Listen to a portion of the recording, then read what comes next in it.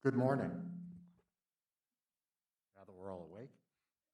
My name is Andrew Schultz, and I'm the chair of the Board of Ethics and Campaign Practices for the City of Albuquerque. I'm going to call today's meeting to order. We have several preliminary matters before we get to the evidentiary hearing in 01-2021. First item will be the review and approval of the agenda that was posted online, and it should be in the notebook before all of the board members. If I could, can I get a motion to approve today's agenda? Move approval. Thank you. Is there a second? Second. Any discussion? Any opposition? All right, then today's agenda will be approved. Also, we have the minutes from our last meeting, which was Friday, July 16th, 2021. And all of that is also before the members of the board. Hopefully everyone's had an opportunity to review them.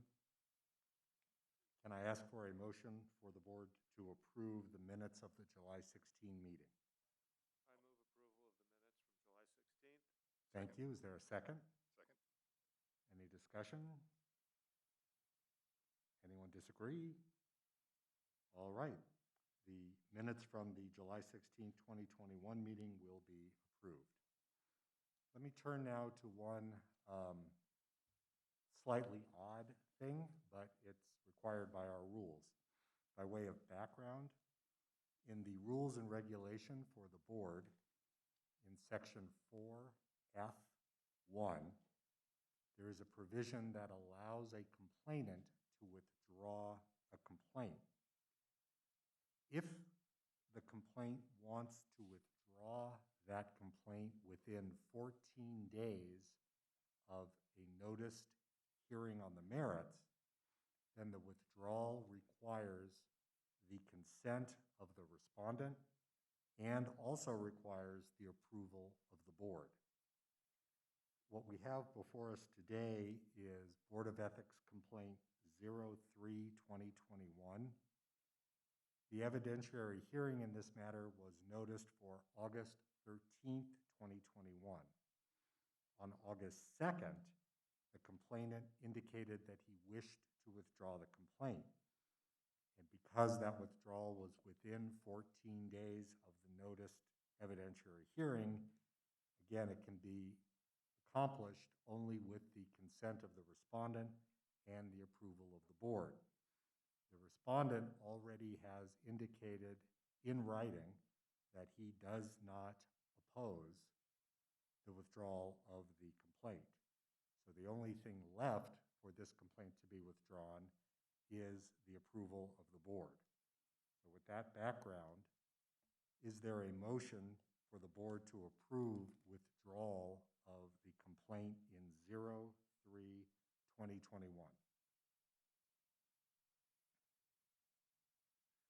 I make a motion that this board approve the withdrawal of complaint 03-2021. Great. And is there a second? Second. Great. Is there any discussion? All right, in that case, we will vote. All those in favor of the motion, which is to approve the withdrawal of the complaint filed in 03-2021, indicate by saying aye. Aye. Any opposed? All right. So for the city clerk's records then, the complaint in Board of Ethics 03-2021 has been approved for withdrawal. We will now turn to the evidentiary.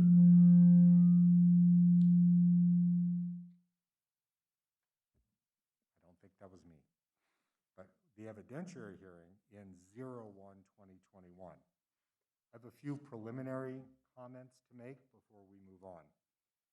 This matter was referred to the board by the city clerk under Article 13 of the city charter and the 2021 regulations of the city clerk for the election code. The city clerk has reviewed the complaint, found that it meets the criteria for the board to consider the allegations set forth in the complaint. Under the rules and regulations of this board, and in particular, Section 4, Article E, the purpose for this hearing today is to provide the parties with an opportunity for a full and fair hearing. That does not mean an unlimited amount. Guess I have to speak softer. That does not mean an unlimited amount of time to plead their case. As chair, I am expressly authorized under the rules to impose reasonable limits as to the number of witnesses to be heard and the nature and length of the testimony and the nature and length of the argument. The parties will have an opportunity to present evidence and argument on all issues.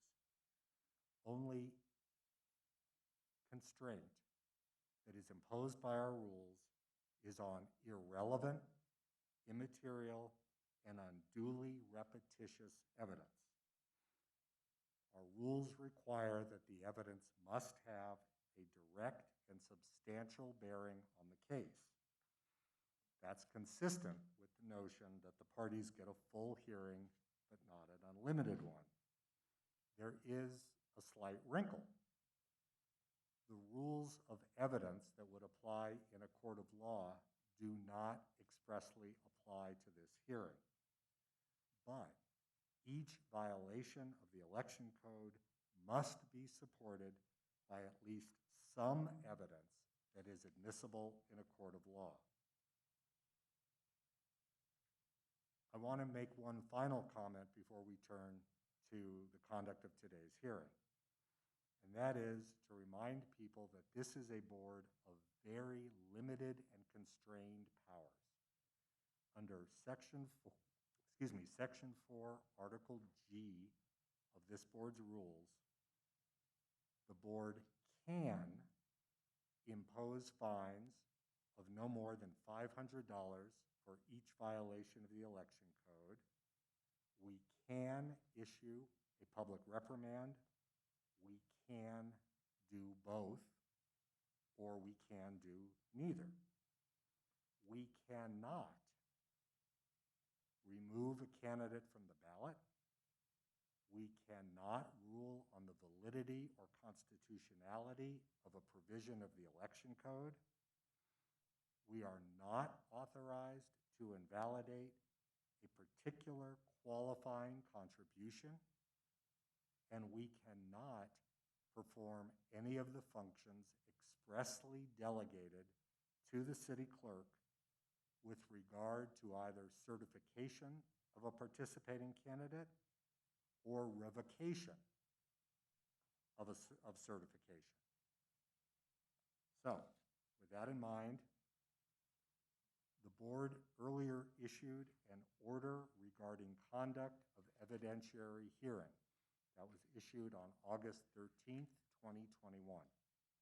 With regard to today's hearing, the board ruled as follows, quote, "The evidentiary hearing shall be held for a total of 150 minutes from 9 a.m. to 11:30 a.m. on August 27th, 2021. The time shall be divided equally between complainant and respondent. During their allotted time, each party will be afforded an opportunity to make opening and closing statements and to present evidence in support of their respective positions in the form of witness testimony, documents, and recordings. So under this order, each side will be allowed a total of 75 minutes in which to present their case. I will keep the time, and the time will be strictly enforced. As the hearing goes on, I will let each side know how much time they have remaining. The complainant will present its case first. The respondent can then cross-examine any witnesses as they are presented, and the board will have the opportunity to ask any questions. Keep in mind that when the proponent of a witness is asking questions, that time is charged against that party. If there is cross-examination, that time will be charged against that party. No time will be charged against a party for questions asked by members of the board. The respondent will present his case in the same manner.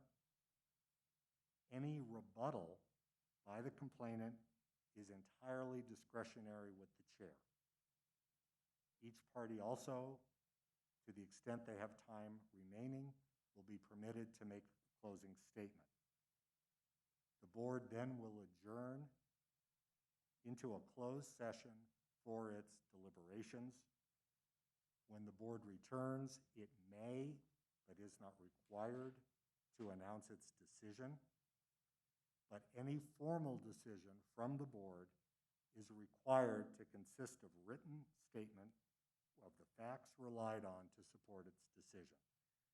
That's required by our rules in section 4E6A6. All right, with all that introductory material, counsel for the complainant, are you prepared to proceed?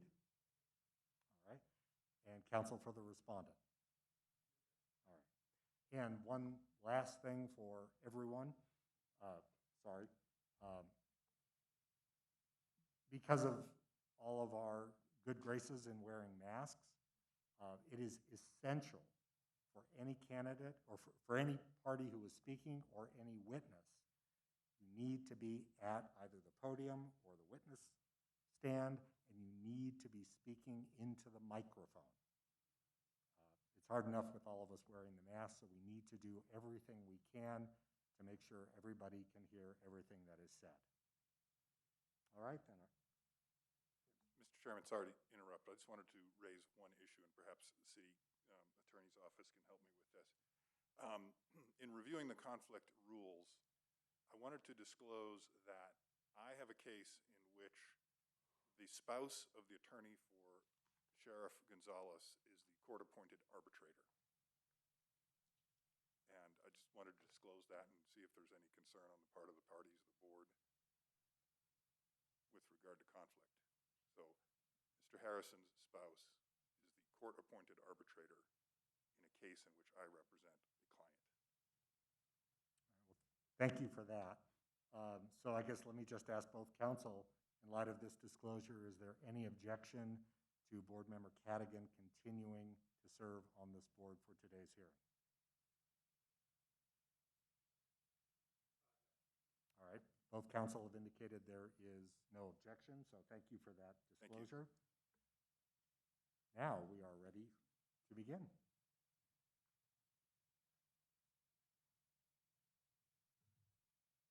Thank you. I do have one logistical question to ask before I proceed, and that's I told one of my witnesses, Ms. Brandenburg, to arrive at 10:30. That was my estimate given to her. I then became concerned that I may be done with my other witnesses before that. I mean, so if that happens, would it be acceptable to take her out of order? Absolutely. Okay. I appreciate you bringing that to our attention, but yes. It was just my best guess for her. Fair enough. Well, anyway, thank you, and good morning. When we were here back in July, some of you described this case as narrow. And I think that's correct in the sense that you have a discrete and limited set of questions before you. And even though the case has evolved somewhat, it remains narrow, but it is important. I believe this is an important case because it involves the conduct of one of the candidates himself. It involves the conduct of a candidate who knows what the rules are. He knows that he needs to collect $5 when he gets a qualifying contribution, but he decided to disregard those rules. He decided that those rules were either too inconvenient or too hard or just didn't need to apply to him when he was out in the public representing himself as a candidate for the office of mayor of the city and doing what the rules tell him that he is supposed to do, which is collect $5 when he collects a qualifying contribution. So I think this is an important case. I think this is the very type of issue this board should be considering and the very type of issue that this board should take action on. This case is about qualifying contributions, and I think most of you are pretty familiar with the process, but I just want to briefly go over it for anyone in the room who is not. The city adopted the open and ethical election code in 2005 to provide a pathway so that candidates could get public financing instead of going through private donations, in the goal of making elections better and removing corruption from elections. And so as part of that process, a candidate has to go out and they have to collect qualifying contributions in the amount of $5 from 1% of their jurisdiction. So for the mayor, it's the entire city, 1% of the registered voters in the city of Albuquerque. And contributions can be made online or in person. And when they're in person, the city clerk provides books of qualifying contribution receipts to be filled out by the candidate. And those receipts have blanks to fill in the name of the contributor, the address for the contributor to sign. And then at the bottom, importantly, are places for the collector, the representative collecting the contribution, to print a name and sign a name.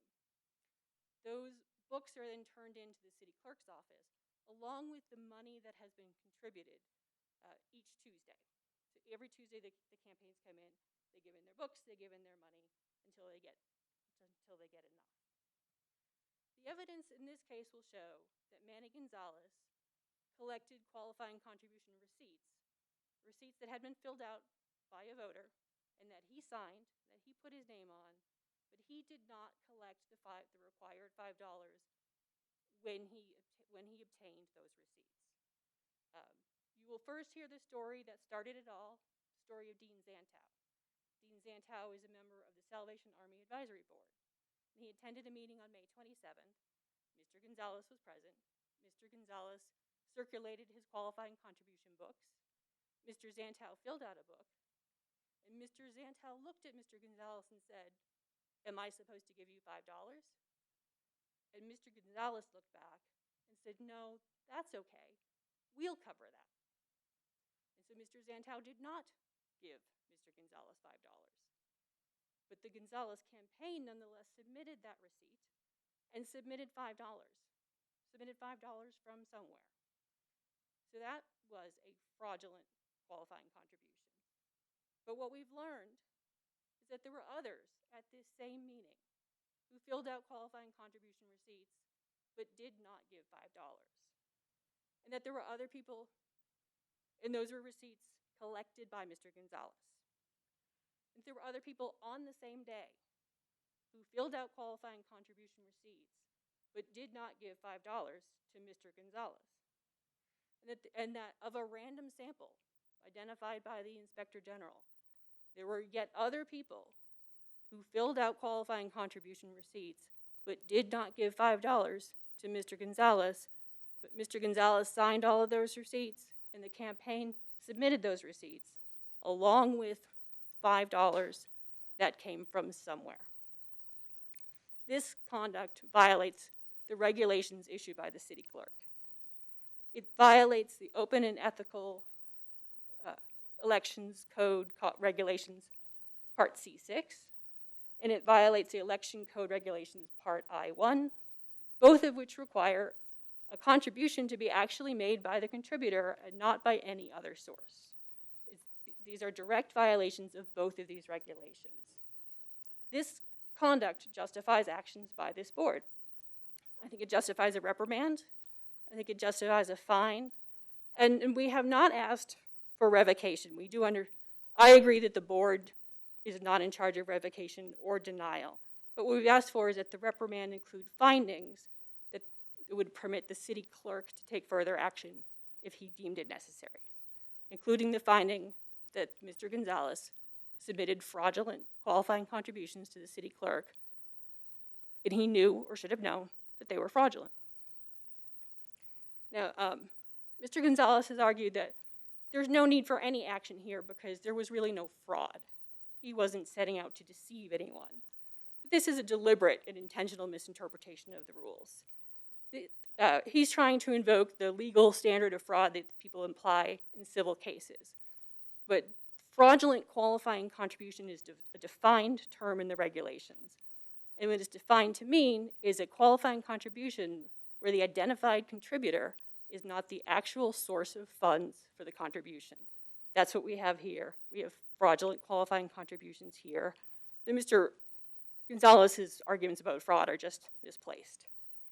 And he's also argued that there's no need for action because it was excusable neglect. It was just neglect on his part that led to all of these people signing receipts but not giving money.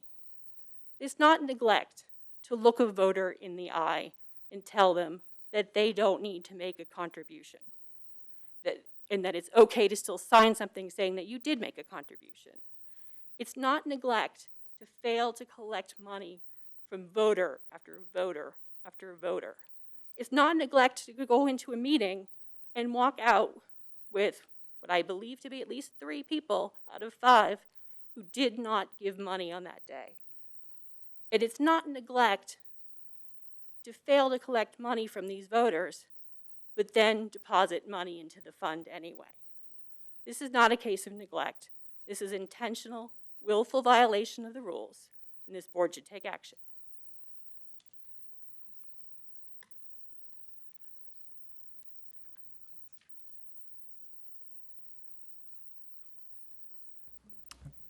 Thank you. For the respondent, do you wish to make your opening now, or do you wish to wait until your case in chief?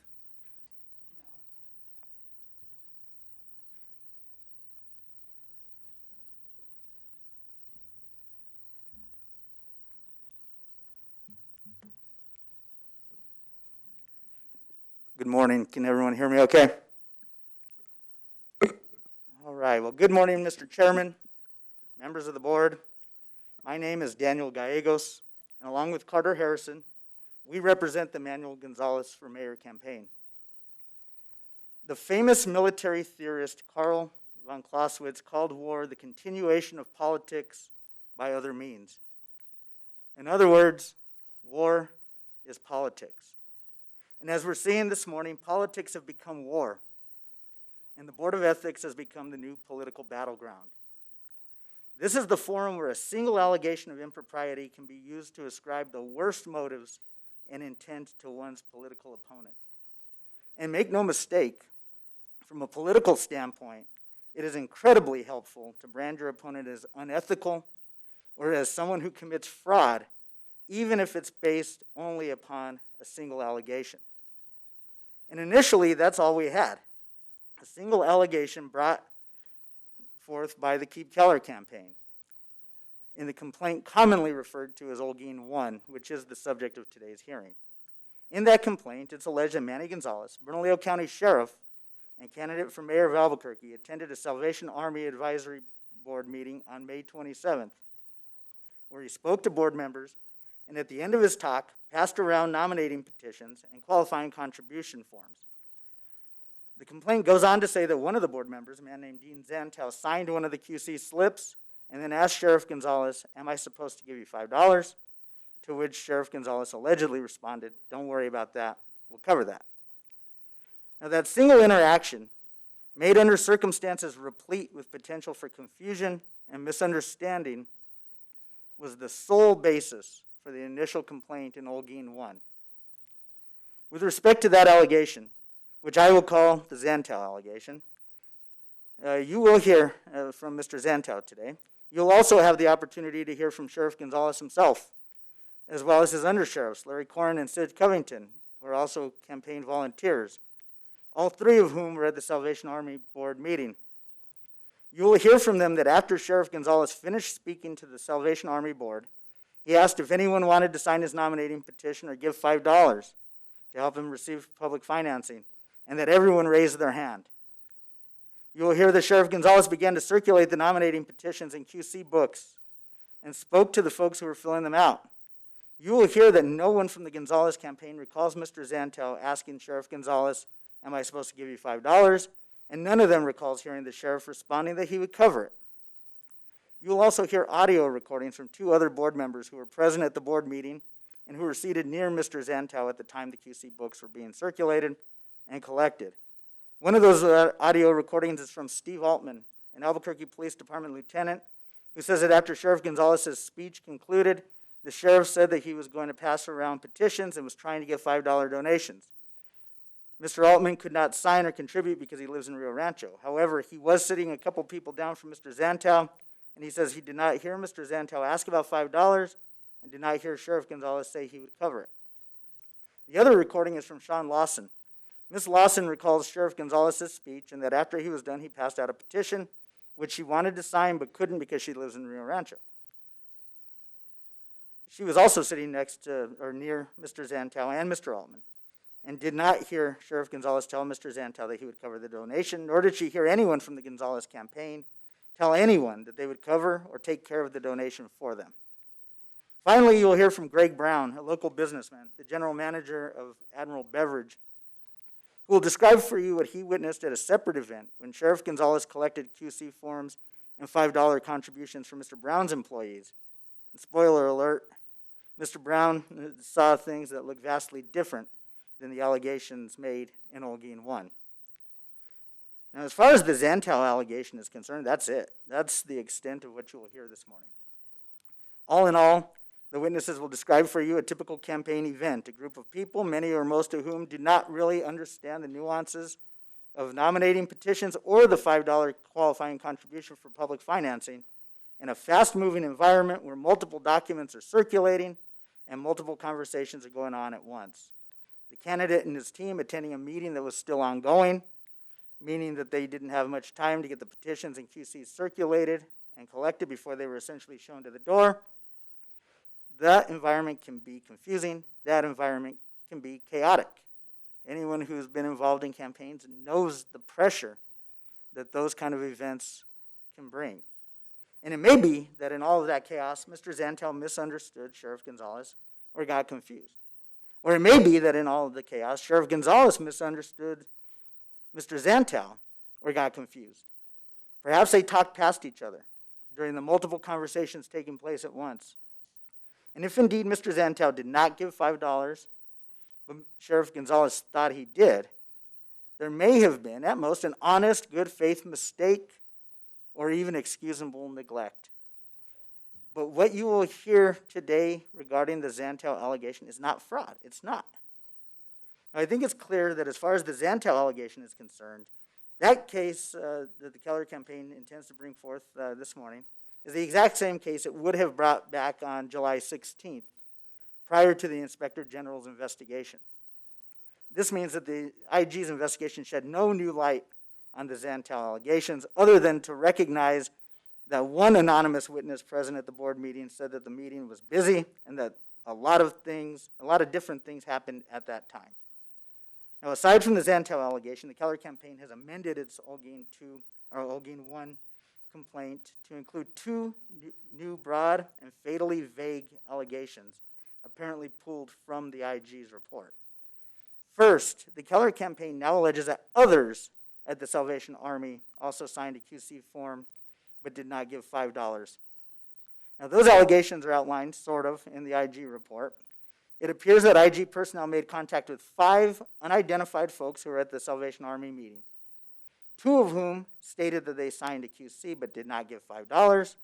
It also appears in the report that one person said they signed a QC and did give $5, and 2 others said that they did not sign or give $5. Crucially, as of this moment, the identities of all 5 of those people contacted by the IG in relation to the Salvation Army meeting are unknown. They are not identified in any way in the IG report, and it does not appear that any of them are going to testify here personally. And none of the allegations are accompanied by any sort of factual basis. We have absolutely no detail whatsoever about what happened.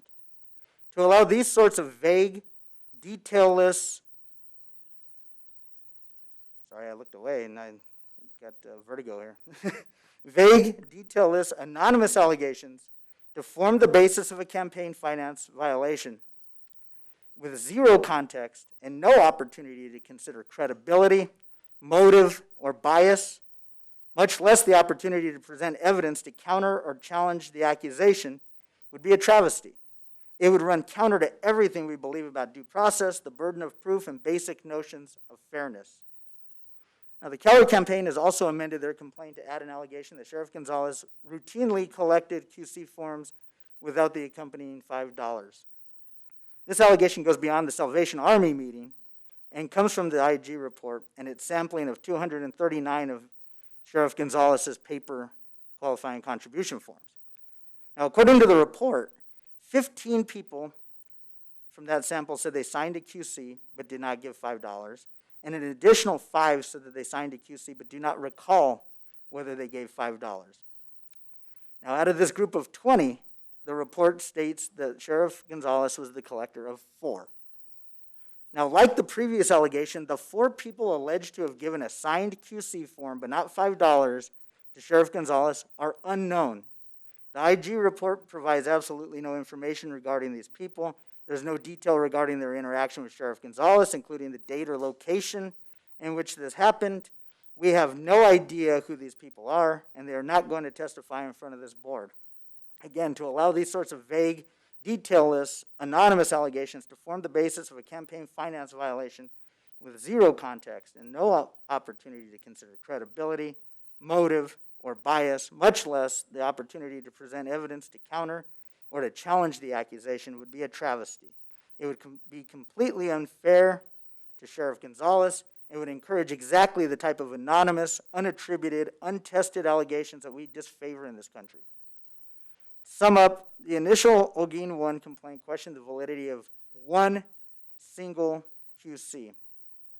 After a microscope was trained on the Gonzalez campaign's practices, the amended complaint in Holguin 1 now questions the validity of 7 QCs. Now, keep in mind that the Gonzalez campaign collected 4,182 clerk-validated qualifying contributions, 403 more than the required 3,779. And yet, today we stand here on the political battlefield dealing with 7 allegedly problematic QCs, 6 of which are anonymous, fatally vague, and completely unsupported by evidence. Do we expect perfection in campaigns run by our fellow citizens? Can we reasonably expect 0 defects? Is there room for honest mistake?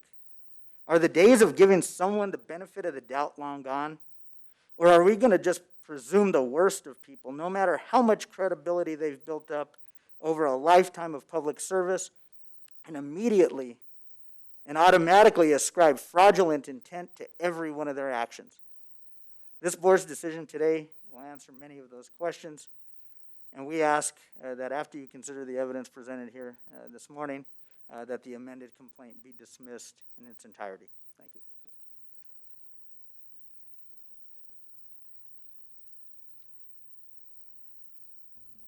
All right, counsel, just so you can keep your running track. After the opening statements, the complainant has 67.5 minutes remaining. The respondent has 64. Okay, and so I'm to call the witness up to this chair, is that correct? Yeah, this is not the most ideal courtroom setting, but the best we can do is we will ask the witness to sit at the very far end of the table. That will give the board the opportunity, hopefully, to see them, as well as you to be able to conduct your examinations. And but I should conduct the examination from here, so I have Yes, a phone. yes. Okay. Counsel needs to stay at the podium, and the witness will sit over there. To the extent that you need to hand exhibits, the city clerk can assist you with that. Okay. I'd like to call Mr. Zanto.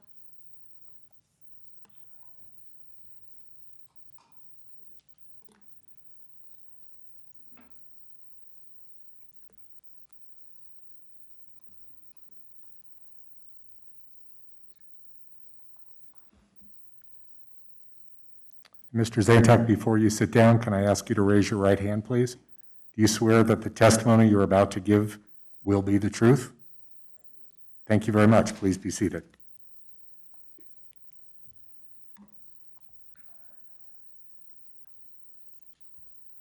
Good morning, Mr. Zanto. Can you tell us your name? Mr. Zanto, what do you do for a living? How long have you done that? Oh. 45 years. And you are a resident of the city of Albuquerque? Yes, ma'am. How long have you lived in Albuquerque? I moved here in 19 96. And I understand you're a member of the Salvation Army Advisory Board. Is that That's, correct? that's correct. Can you briefly just tell me a little bit about the Salvation Army? Salvation Army is a faith-based helping organization, and our slogan is doing the most good. Our constituency is the poor, the homeless, and the addicted. And what does the Salvation Army Advisory Board do? We're a link between the Salvation Army officers, and that's the Army, kind of the Army connection, if you will. The Salvation Army officers are ordained pastors. And so, like pastors in many churches, they move from community to community, usually after about a 2-year service. So in order to have continuity with the community, the Salvation Army Advisory Board provides that link, usually made up of business people in the community. Excuse me, Counsel. Sir, can I ask you to move the microphone just a little bit closer to your mouth? Thank you. Thank you.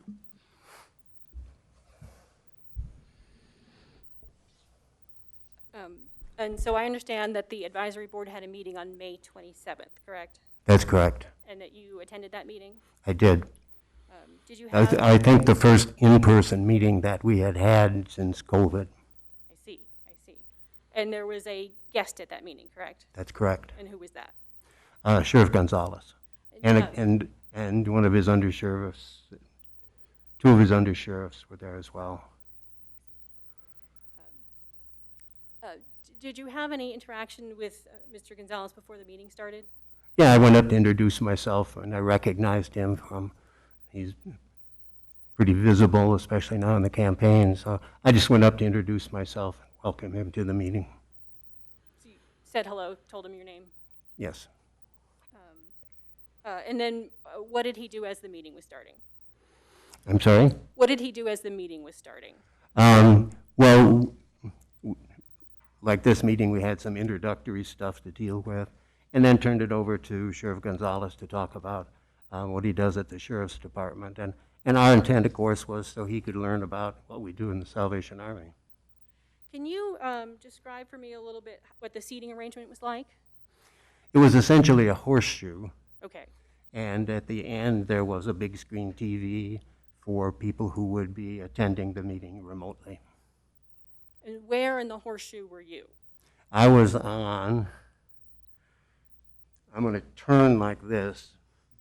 I was on this side near the end by the TV. Okay. And where in the horseshoe was Sheriff Gonzalez? He was at the end of the horseshoe.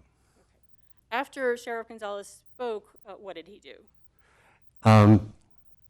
Asked if anybody would sign his nominating petition and provide $5 contributions for his campaign so he could qualify for public financing. Did you sign the nominating petition? I did. Did you sign a qualifying contribution receipt? I signed the book, yes. And my philosophy on that I've adopted a long time ago is I'll sign anybody's nominating petition. I think everybody should be able to have their story heard, and the same with the $5 contribution.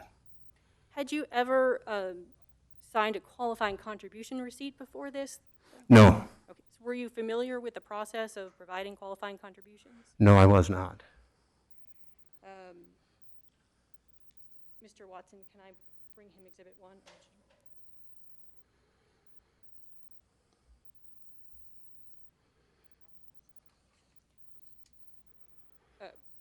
Mr. Zanto, I've just handed you what has been previously provided to the board members as Exhibit 1.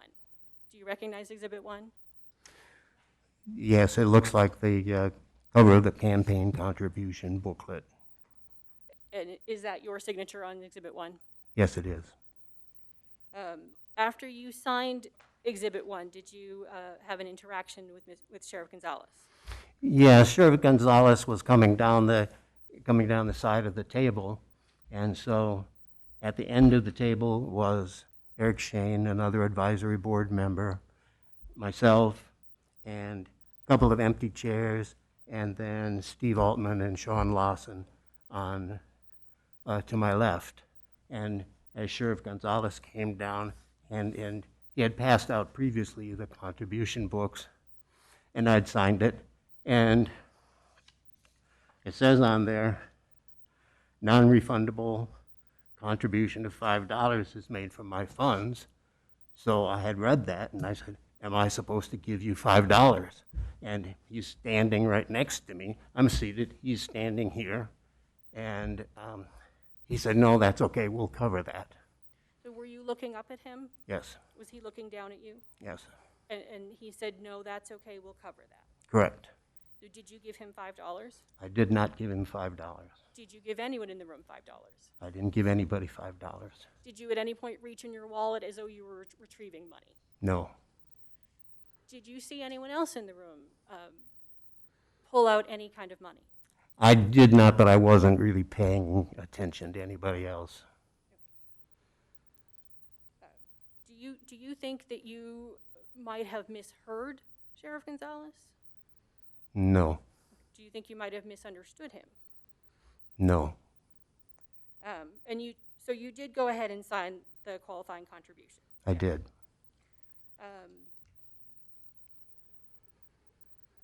And you know, if I can add, I'd never been involved in qualifying contributions before. I didn't know the process. I mean, frankly, I thought that's just the way that it was done. I didn't think anybody collected contributions really for this, that the campaigns covered it, somebody else covered it. That's just the way it was done. I had no reason to think otherwise at that point. Well, how did you come to learn otherwise?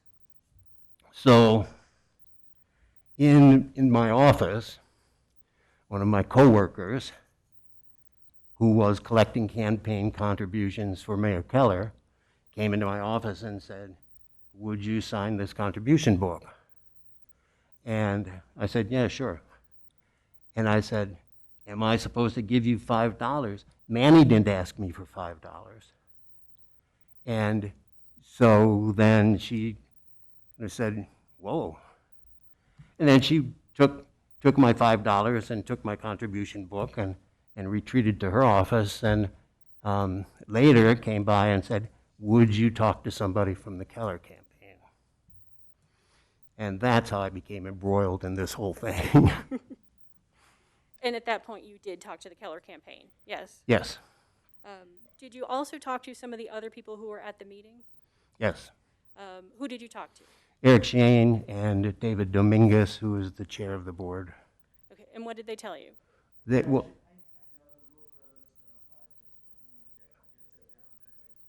The rules specifically allow for hearsay. Thank you for making that ruling for me. Oh.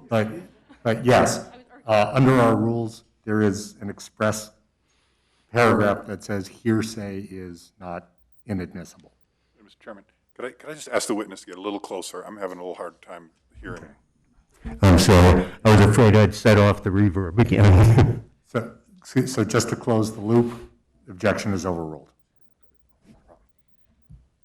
And let me break it down into smaller questions. What did Mr. Shane tell you? That he did not give him a contribution either, but and I don't recall whether he had signed the contribution book or not. I'm not clear on that. And he said he did not want to come forward because of his role with the Salvation Army. He's the development director, and he works with donors, and so it's a little touchy situation for him. And what did Mr. Dominguez tell you? He said, you know, he thought it was funny because the undersheriff said, don't worry about the $5 donations. The campaign gave us a bunch of $5 bills. Okay. But I don't recall hearing that. I understand. Are you a big Tim Keller supporter? No, I've never met the mayor. I'm not part of his campaign. I'm really not a very political person, other than I pay attention to the news. In fact, are you registered with a party? No. I do vote, but I'm not registered as a party. I'm not registered as an independent either. Okay. Have you made up your mind about who you're going to vote for? No. Do you have anything? I have issues with both of them. I understand. Do you have anything against Manny Gonzalez? No, Do you have any reason why you would make up this story about Manny Gonzalez? no, And when you met with your coworker, you told her exactly what you're telling the board today, correct? correct. And when you were contacted by the Keller Campaign, you told us exactly what you're telling the board today. Correct. In fact, Mr. Watson, if you could hand him Exhibit 7.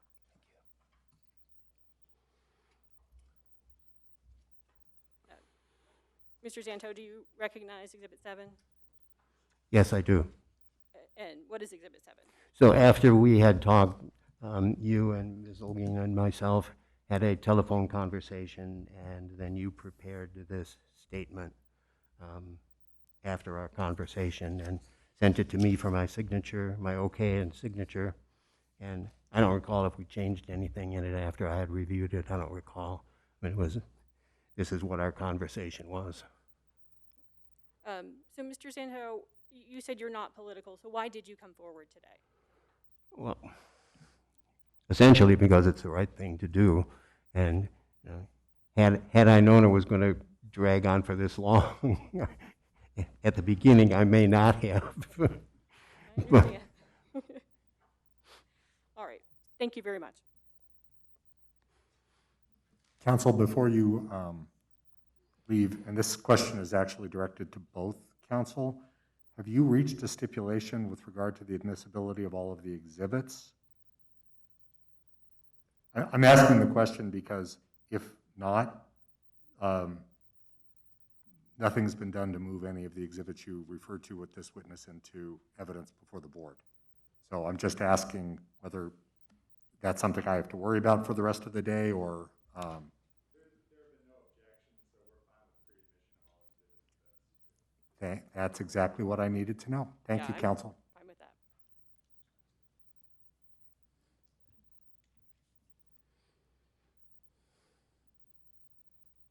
Mr. Chair, I have a question, a clarifying question for the witness. What I would like to do, if it's all right, is let both council have the opportunity to question the witness, and then we'll open it up for the board, if that's okay. Sure. Thank you. Good morning, Mr. Zantel. How are you? Good, thank you. Good morning. Okay. Before you had this exchange with the sheriff, were you intending to give the $5? Yes. Okay. And this was kind of touched on by Ms. Keefe, but why did you sign the form if you didn't give the $5? I signed the form first, and then when Manny came around, that's when I said, "Am I supposed to give you $5?" I'm sorry if you didn't hear that. My Pat Boone monotone. So I signed the form first. He had passed the forms out. I signed the form first, and then when he came around to collect them is when I said, "Am I supposed to give you $5?" And that's when he said, "No, we'll cover that." Okay. Could you understand if at an event like this where they're passing around, well, first of all, they're passing around both nominating petitions, multiple nominating petitions, and multiple QC books. Is that correct? Correct. Okay. And it's 3 individuals from the campaign, 2 of which are handling the materials. Is that correct? I think too. Okay. And can you understand that they would rely on the representation of the voter having filled one of these out, that in fact they threw they're the ones who threw $5 down on the table or what have you? In some circumstances, I'm sure that's true. Okay. Let me understand the seating arrangement real quick in the room.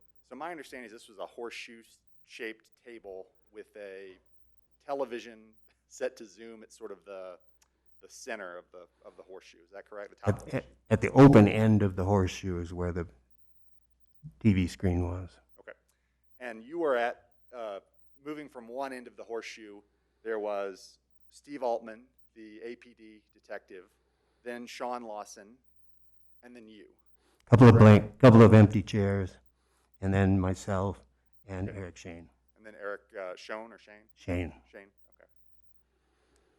okay. Now, when asked if anyone else might have heard this, you mentioned Mr. Altman, Ms. Lawson, and Mr. Shane. Is that correct? Correct. Okay, because they were closest to you. They were, yeah, we were all kind of together on that side of the table. And you, in fact, said that you viewed the sheriff as kind of talking to both you and Mr. Shane during this exchange. He was standing between us, correct? Okay.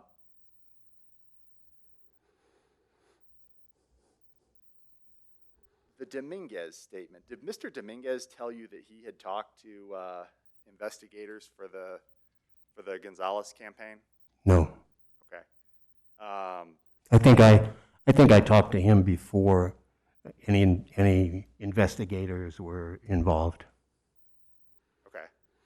So if I told you that he had told us something different about this exchange than that the campaign brought money, would that surprise you? I can't speak to. Well, I know, but yet you have, and I get that you were asked. All I can say is what he told me. Okay. I mean, you didn't see anything. You didn't see anybody with the campaign doling out $5 bills. I didn't see anybody passing out $5 bills. No. Okay. I would have said, "Hey, give me some."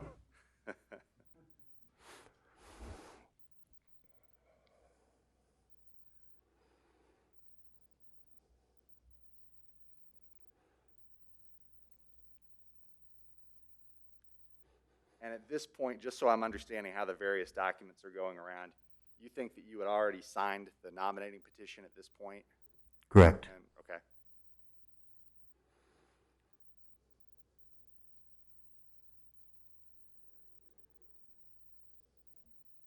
And then the statement that was submitted, attached to the complaint in this case, that was prepared by Ms. Keefe, and you reviewed it and signed it? Correct. Correct. Okay. All right. And then just to get a feel for the total universe of folks there's about 20 people on the Salvation Army board, is that right? Yeah, there wasn't that many from the board who were there that day. There was probably 8 to 10 from the board who were there. Okay, from the board, and then the 3 from the Gonzalez campaign? Correct. And then if I'm correct, one of the undersheriff's wives showed up later on? Came a little later, yes. Okay. And the officers from the Citadel Corps and from the Hispanic Corps also were there. So that's part of that 20, but they're not actually on the board. Sure.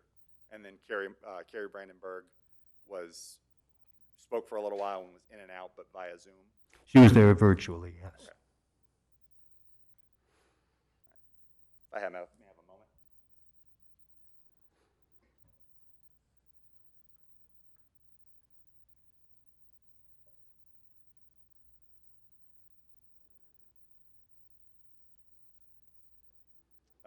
Nothing further from me. Thank you for coming in today. Thank you. Any redirect?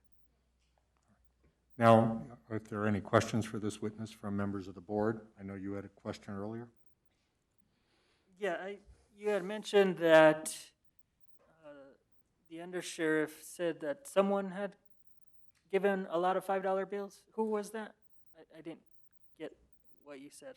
He said that the campaign had provided them with $5 bills. Thank you. Any other questions for this witness? Yes, sir. Mr. Chair, would it be acceptable if we handed the witness a piece of blank paper and asked him to make a demonstrative exhibit showing where people were seated around this horseshoe? Since Sure, that's I fine. thought about that, and I think it might help. That's fine. Can the city clerk provide the paper and the pencil? Is that okay? Mr. Zanto, do you understand my request that you, hopefully you're a better drawer than I am, you draw I the assure you. table and the TV and put where you're sitting and anyone else you can remember in the blank, in the empty seats, please? I assure you, I'm not a better drawer than you are. But I'll take a shot at it.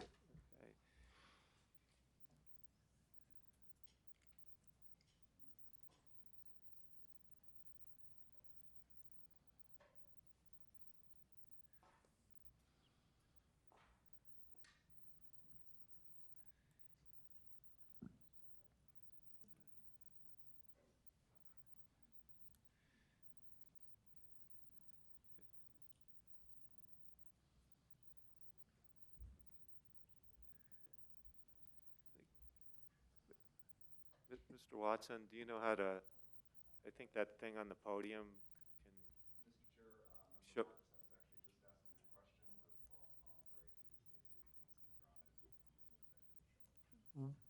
Well, in the meantime, rather than hold things up, when the witness is done, perhaps we can just do it the old-fashioned way and pass it around. Yeah, or somebody can make Xeroxes or something, but, and then I had,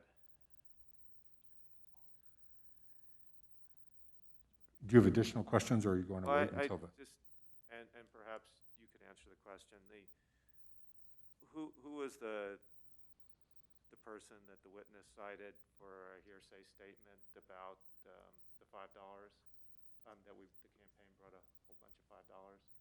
Name of that person? I will, it was Dominguez? And is he a witness for today?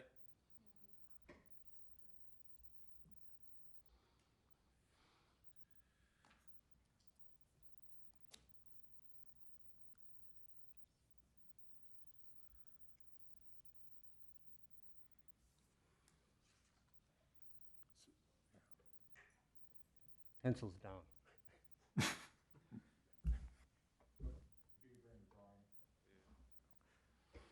Give it to Mr. What I suggest, counsel, is that we will mark Mr. Zantel's drawing as Exhibit A, so it's not confused with the numbered exhibits that are submitted by the complainant. Is that acceptable?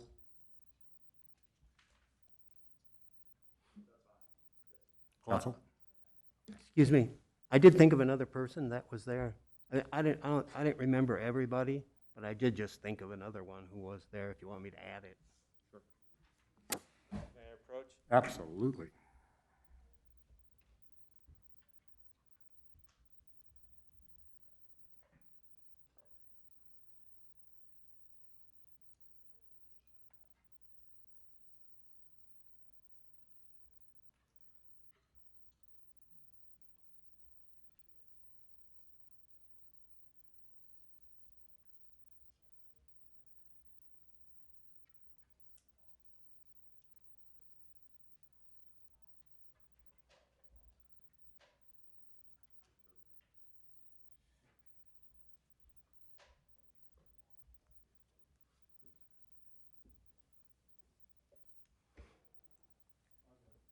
Are there any other questions for Mr. Zantel?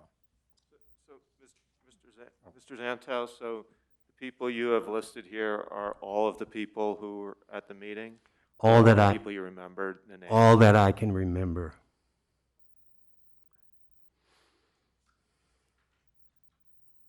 Quite likely there were a couple of others that I don't remember.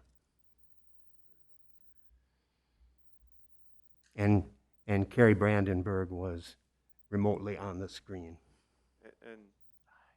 And Mr. Zantel, when Sheriff Gonzalez made a presentation to you, before he asked about signing his books and his petitions, was it a political speech, or was he just talking about his work as a sheriff and how it might relate to what the Salvation Army is interested in? Mostly, mostly the latter. His work as a sheriff, and it was not a political rally or anything like that. So it's kind of like, by the way, as long as I'm here, I'm running for election, and Right. okay. But, I mean, obviously he brought the materials along, so it wasn't like it was not premeditated, but he didn't turn it into a campaign stop. Until the end, when he asked for help with his campaign. I beg your pardon? It wasn't a campaign meeting until the end when he asked for people who were interested in supporting, Right. correct? Yes. Mr. Chair. So when Mr. Gonzalez asked if you would be willing to sign the nominating petition and the contribution booklets, there was no indication that $5 was needed. Correct. He did not ask me specifically, would I sign it? He passed them out. And, So he didn't make a group announcement? He didn't, yeah, it was a group announcement. okay, but there was no indication that $5 was needed. No, not at that point, no. And it was not until I read it off of the, off the book, non-refundable contribution of $5 is made from my personal funds to qualify the candidate. So that's when I asked him, am I supposed to give you $5? And for a benchmark, I was seated here, Eric Shane was seated here, and Sheriff Gonzalez was standing here. And so when I was asking him that, I mean, we made eye contact, so it was not like it was lost in the ether. Any other questions for this witness by the board? In light of the questions asked by the board, do either counsel have any further questions for this witness?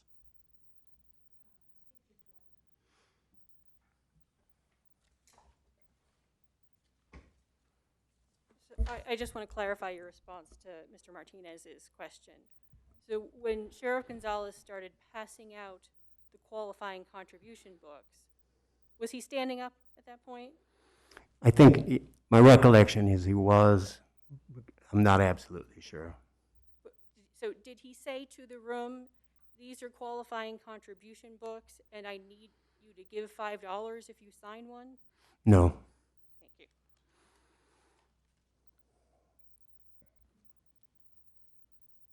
All right, if there are no other questions of this witness, sir, you're excused. Thank you for being here today. Thank you. And for counsel, complainant has 55 and a half minutes remaining, and respondent has 58 and a half minutes remaining.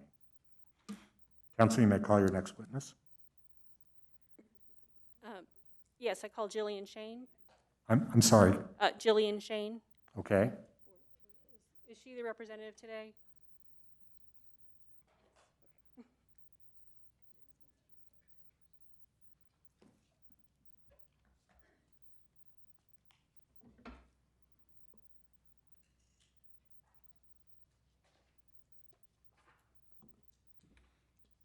And before you sit down, can I ask you to raise your right hand? Do you swear that the testimony you're about to give will be the truth? I do. Thank you very much.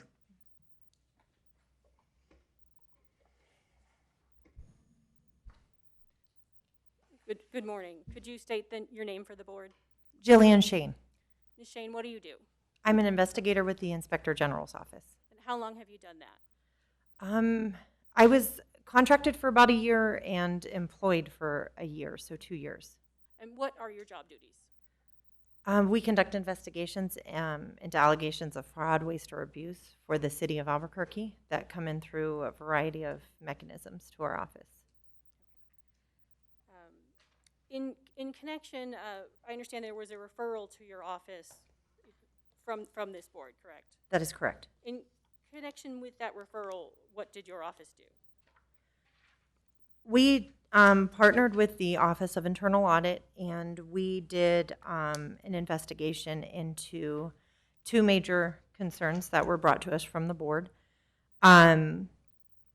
To do that, with our scope of work, what we did is we did 3 different tests, basically. We looked at 239, we randomly selected 239 qualifying contribution receipts.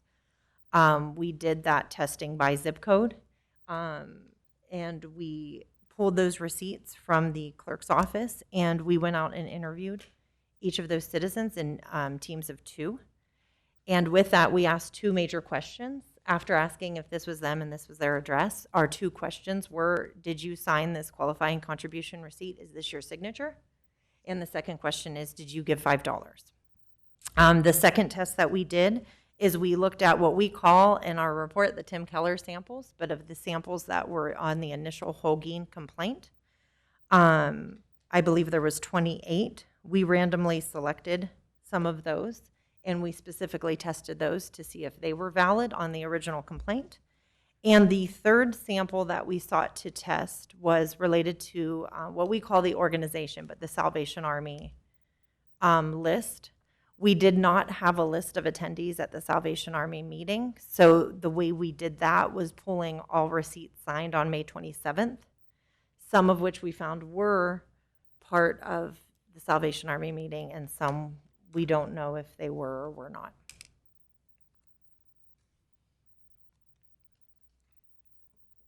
Okay, and so that's actually a point of confusion for me, so I want to go through your findings and hopefully get that clear. Okay.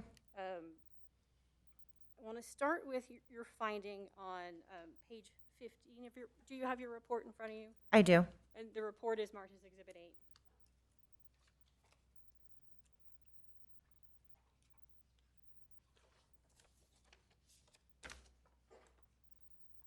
Okay, and so the third paragraph,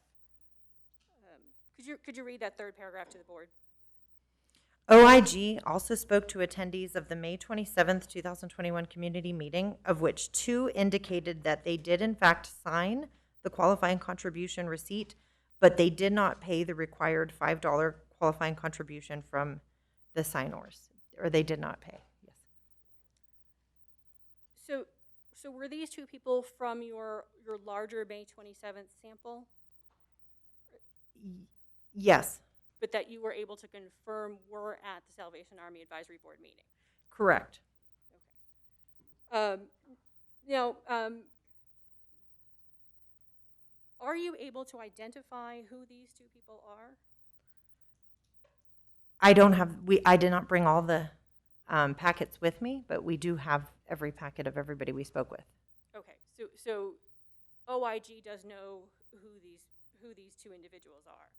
That is correct. Our process normally, whenever we do any type of investigation or report, we do not put any witnesses' names. We usually code them, and that's why there's no names in our report.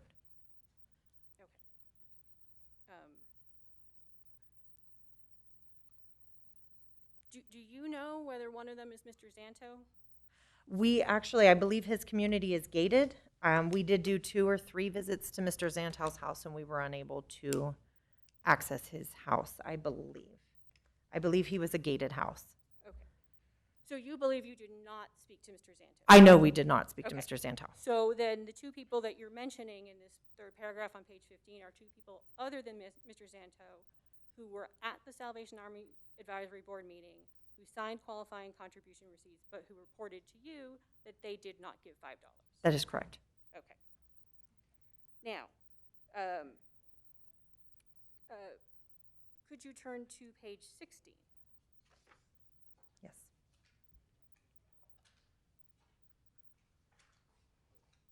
And page 16 has a section with the header number 3. And it has, could you read the second paragraph under header 3? In the sample tested, the OIG was able to obtain confirmation from 5 individuals who attended the meeting. Of the 5, 2 individuals stated that they neither paid nor signed the QC. 2 individuals indicated that they signed the QC receipt but did not pay, and 1 individual indicated that they both signed the QC and paid the $5. Now, are the people you just described in that paragraph, are they different people than the paragraph described on page 15? No, those original 2 on page 15 are in the numbers on page 16. Okay. So they are, within the numbers on page 16, they are the same 2 individuals who signed a QC receipt but did not pay. That is correct. So what you're indicating on page 16 is that there were also 2 individuals who said they neither paid nor signed a QC receipt? Correct. Are these people whose names were on QC receipts? Correct. So they stated, that's not my signature. I did not pay. They answered no to both of those questions we asked. Okay. But these aren't necessarily people who are at the meeting. These are people who signed on May 27th. That section is correct, yes. Okay.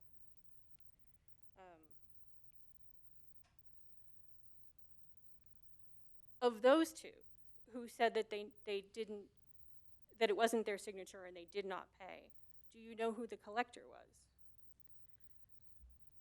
I would have to go verify. We did not indicate that in this report, I don't believe, but I have the information. Okay. And of those two, you don't know whether they were at the Salvation Army meeting or whether they signed at some other, or not?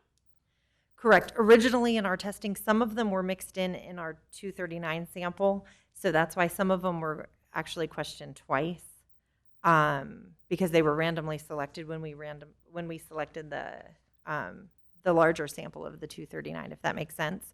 So some of them were duplicates and they weren't directly asked that question if they had already been gone to before we did the test of the May 27th data. How long has it been the policy to not include names in these reports? Do you know?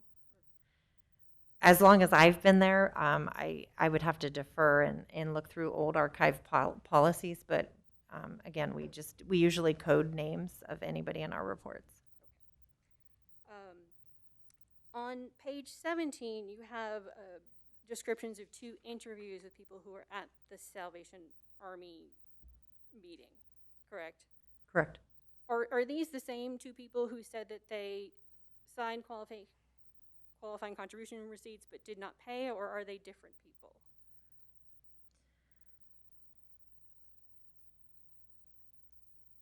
Can I have one moment? Yes, absolutely. Okay, so one of the 2, which the second one where I labeled it org 2, that person was. The first person, if you read it, that person did not want to answer those questions specifically because they did not want involved. Okay. Why is there not a description then of the interview of the other individual mentioned on page 15 who signed a qualifying contribution receipt but did not pay $5? Because we did not do a formal interview with those people, we asked the questions that we did when we were out in the field. These people were specifically interviewed because they were on a list in the packet we received from the board. It had a captain, Mr. Zantel. There was about 4 or 5 names on that list, and forgive me if I'm sketchy, but it was an email. I believe that came in with the Keller Campaign complaint. So those were the people we sought to fully interview and ask questions to. The other individuals on the May 27th data set were just asked the questions that we asked all 239 others, if that makes sense. Yes. Okay. But just to go back, because I think I got into a lot of nitty-gritty here. Uh-huh.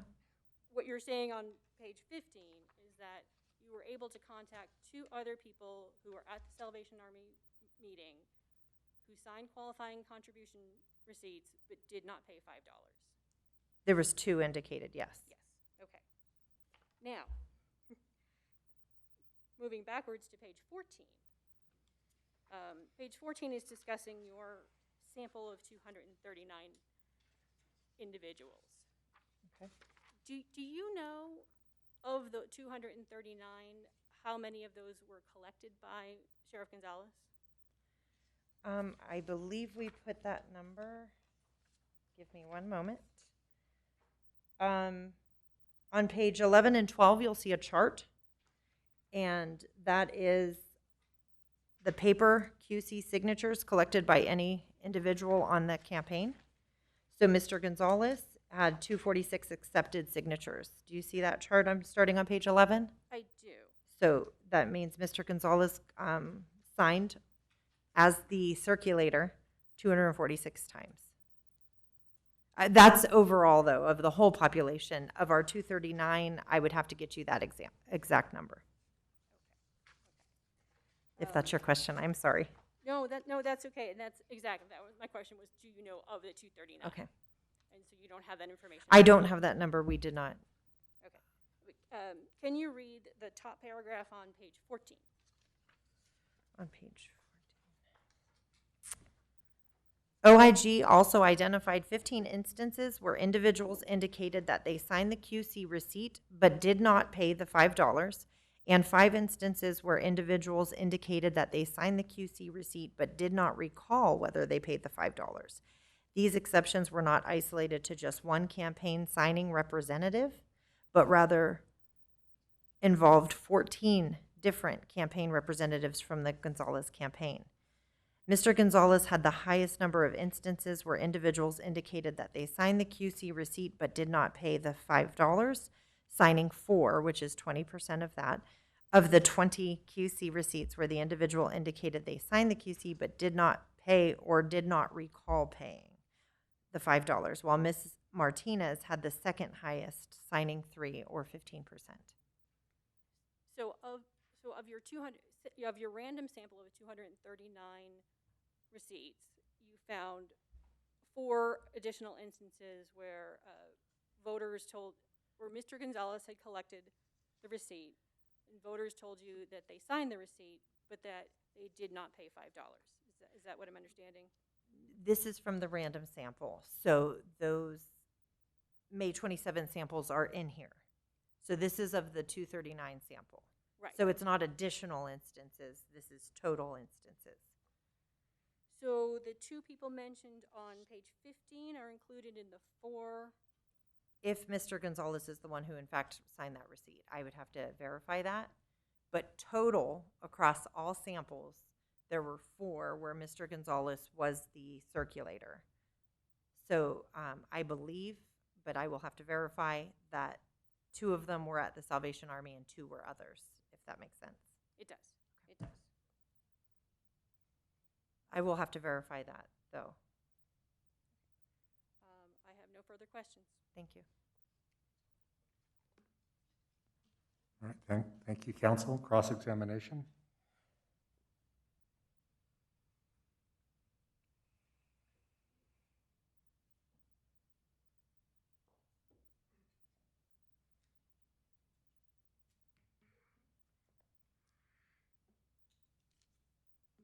All right, good morning, Ms. Shane. Good morning. I'm going to try and talk loud through this mask. It's hard. So if at any point you can't hear me, let me know. If you don't understand my question, let me know. I think Ms. Keefe had some of the same questions that I did in terms of just trying to get some clarification on your report. And you know, even before I get started, I know that you referred this report, and your office turned it around very fast, and I thought that was very commendable. So before I start questioning you, I just want to point that out because you guys did a good job of putting these things together.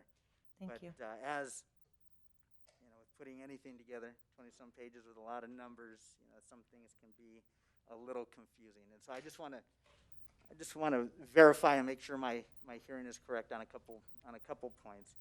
One is that it was your testimony on direct that across the entire sample that you did, to include the Salvation Army QCs, that you only discovered 4 that were collected by Sheriff Gonzalez that either meet the 2 criteria, it looks like, in your report. Either the person signed the slip and did not give $5, or that the person signed the slip and cannot recall giving the $5. Is that right? For Mr. Gonzalez's signature, that is correct, yes. Okay. Do you have a breakdown for how many of Sheriff Gonzalez's QCs, out of those 4, which ones fall into the category of the person signed a QC form but do not recall if they gave $5? I'd have to get that to you all. That was not our original scope, so we kind of just did it as a yes or no. But I could get you that number. So let me just ask it this way. Theoretically, if 2 of those, of the 4, were from the Salvation Army issue, and if the other two could have potentially been a situation where the person signed and cannot recall giving $5. That is correct. That could Okay. be true.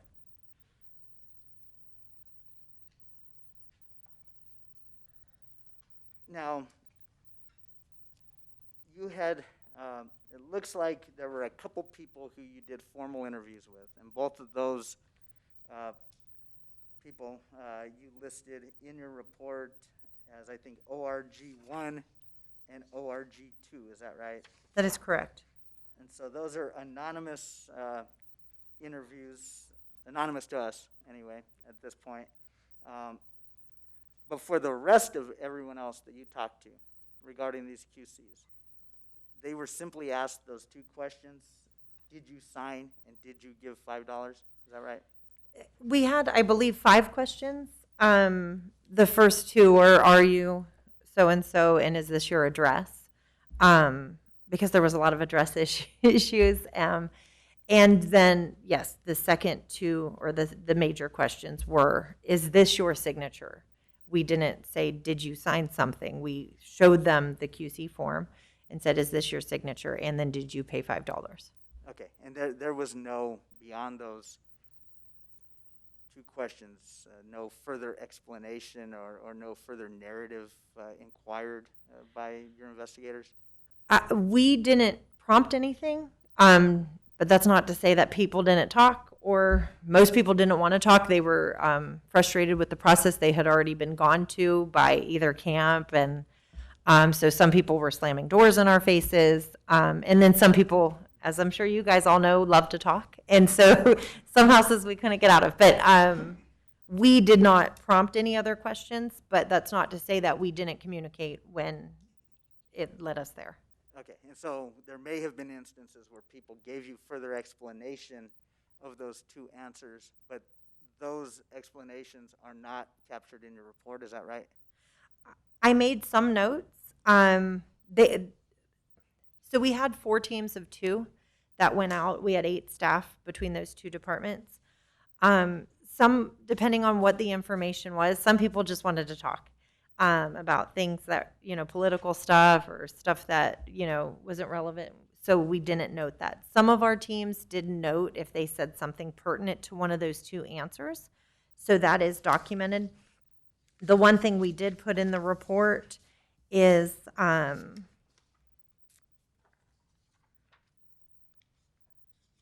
going to what you're saying, is that many citizens expressed confusion. And that's on page 3. I'm sure you saw that, or that's where you're going with this question. But the reason I put that in there is we did not count that as a number, because each group we would meet at the end of the day and turn them in and, track where we were going. And as we went on, we saw that as a trend more and more. But we couldn't alter the form and start asking that question, because then our data wouldn't have been accurate. So we just put it in without a number. And so even though maybe having further explanation may have given some more, valuable information, you didn't really go back in because you guys are kind of far down the road of essentially inputting question 1, question 2 as part of your data. And that is because our original question from the board was, or that was our original scope of work, is did you sign this and did you give $5 with this? So, yes.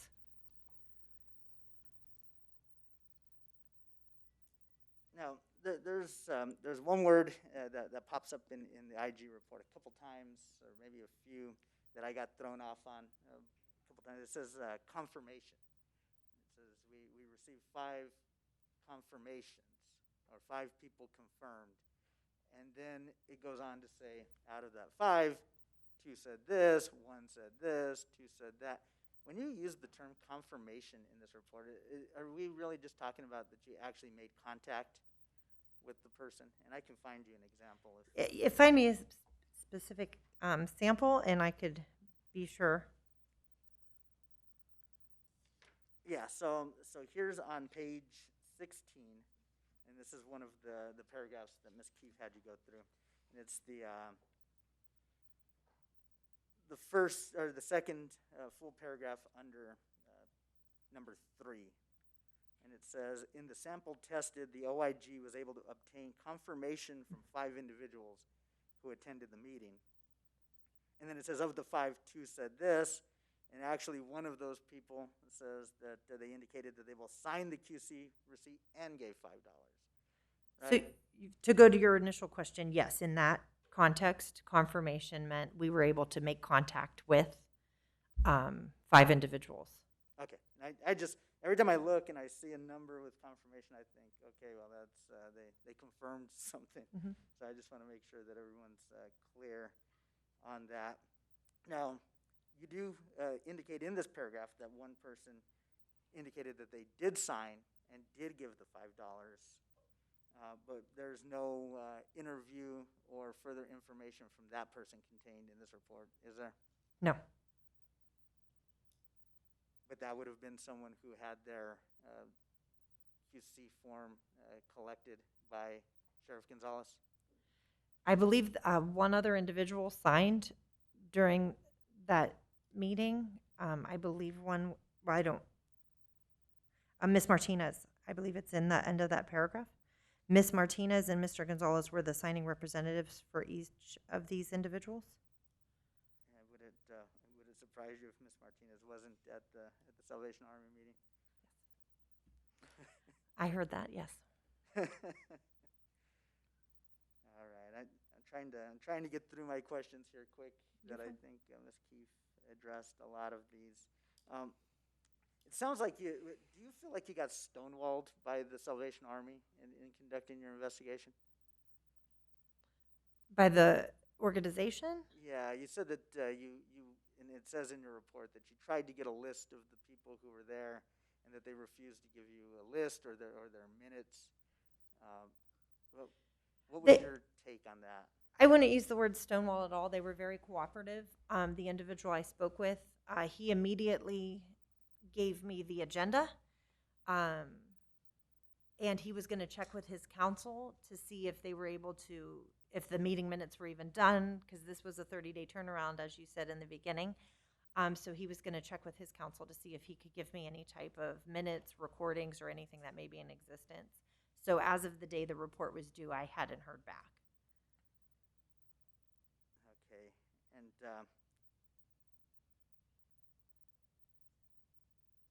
do you know if the people from your list and the people who are in this, I guess, anonymous 2 interviews, do you know if those are paid employees of the Salvation Army or if those were board members? One, I could for certain say was a board member. The second, I don't recall if we even asked that. But one, I could say that. Do you know if your investigators talked with David Dominguez? I did, yes. Okay. Me and another person, yes. And did you hear, and I think you were in here earlier when Mr. Zantel testified, but there was earlier testimony about some statements made by Mr. Dominguez. Did you hear that same story from Mr. Dominguez? I'd have to look at my notes. From what I recall with Mr. Dominguez is he recalled signing it, and he did not contribute the $5. He said there was extra money. Okay.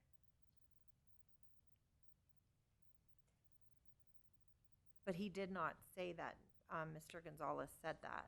I do remember asking him that. Okay. And so I just making sure I've got all the questions down. As far as the Salvation Army is concerned, do you know if that's a 501c3 organization? I don't know that. I don't. No, that's fine. I don't know. Sorry. Thought I would ask. Just give me one more second.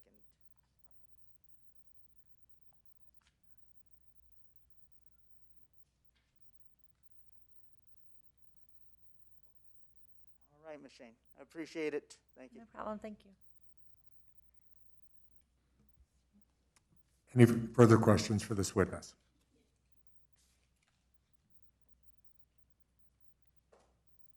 And I actually, again, just want to clear up what I think is the confusion. And it, again, goes back to page 16, that's section 3. And so section 3 is addressing anyone you identified who signed a qualifying contribution receipt on May 27th, correct? Correct. Okay. But in the second paragraph, in that sentence, it says, in the sample tested, the OIG was able to obtain confirmation for 5 individuals who attended the meeting. Correct. But that's not correct, right? It's not that they attended the meeting, it's that they signed receipts on May 27th. No, their names were pulled from the May 27th pool, and if we asked them if they attended the meeting, Okay. 5 individuals did say yes, so we noted that. Okay. Some of the May 27th individuals that we talked to wouldn't confirm that either way, and then we had quite a few that didn't answer. So do you have data from people who signed on May 27th but did not attend the meeting? I'd have to verify that. I don't want to answer that without verification. Okay. But in that paragraph that I'm pointing to, all of those people are people who also attended the meeting. The 5, yes. Okay. All right, thank you. Mhm.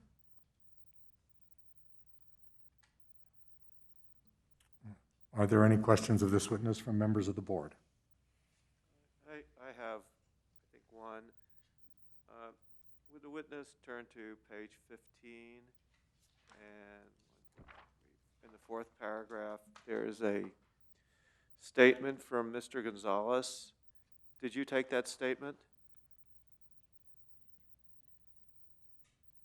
No, I believe we got that from some of the records. I'd have to see which hearing that was, but that quote came from one of, So it says Mr. Gonzalez testified that, so that's quoted from something? oh wait, give me one moment, I'm sorry.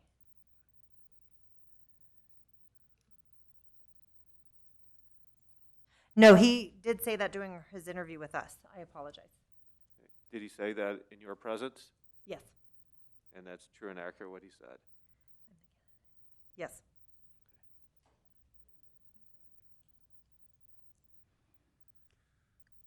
Any other questions for this witness? All right, the witness may step down. Thank you. All right, I spoke too soon.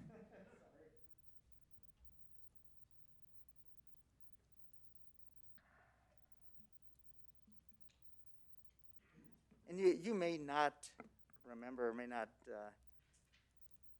have the answer to this off the top of your head, but in that section that was asked about by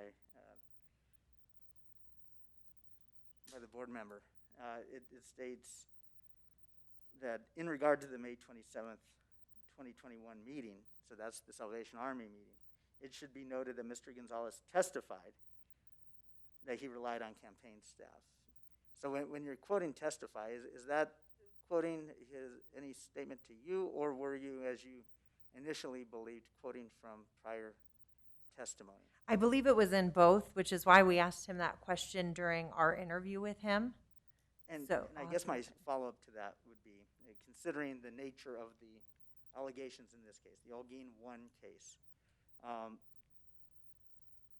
do you believe that the statement, I have no supervision responsibility, I'm the candidate, there's volunteers and paid staff, and people have their roles, do you believe that that was addressed to the Salvation Army incident, in which we're not really talking about staff or volunteers, but we're talking about Sheriff Gonzalez himself? Or do you believe he was speaking about other items that may be encompassed in a different complaint? I would have to see the original question to see if it was, it was questioned in regards to the Salvation Army or the entire campaign. I would have to see how the question was posed. Okay, thank you. Mm-hmm.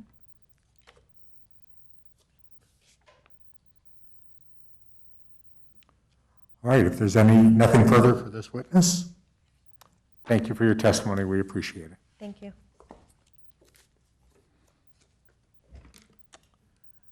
So before we move on, just counsel to keep track. The complainant has 40 and a half minutes. The respondent has 45 minutes remaining. For the complainant, call your next witness. I call Carrie Brandenburg.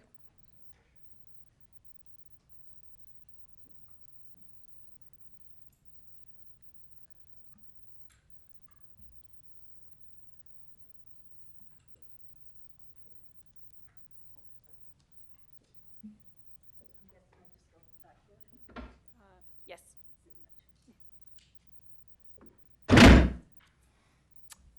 And before you sit down, can I ask you to raise your right hand? Do you swear that the testimony you're about to give will be the truth? Yes. Thank you very much. Please be seated and make sure you speak into the microphone. Okay. Oh.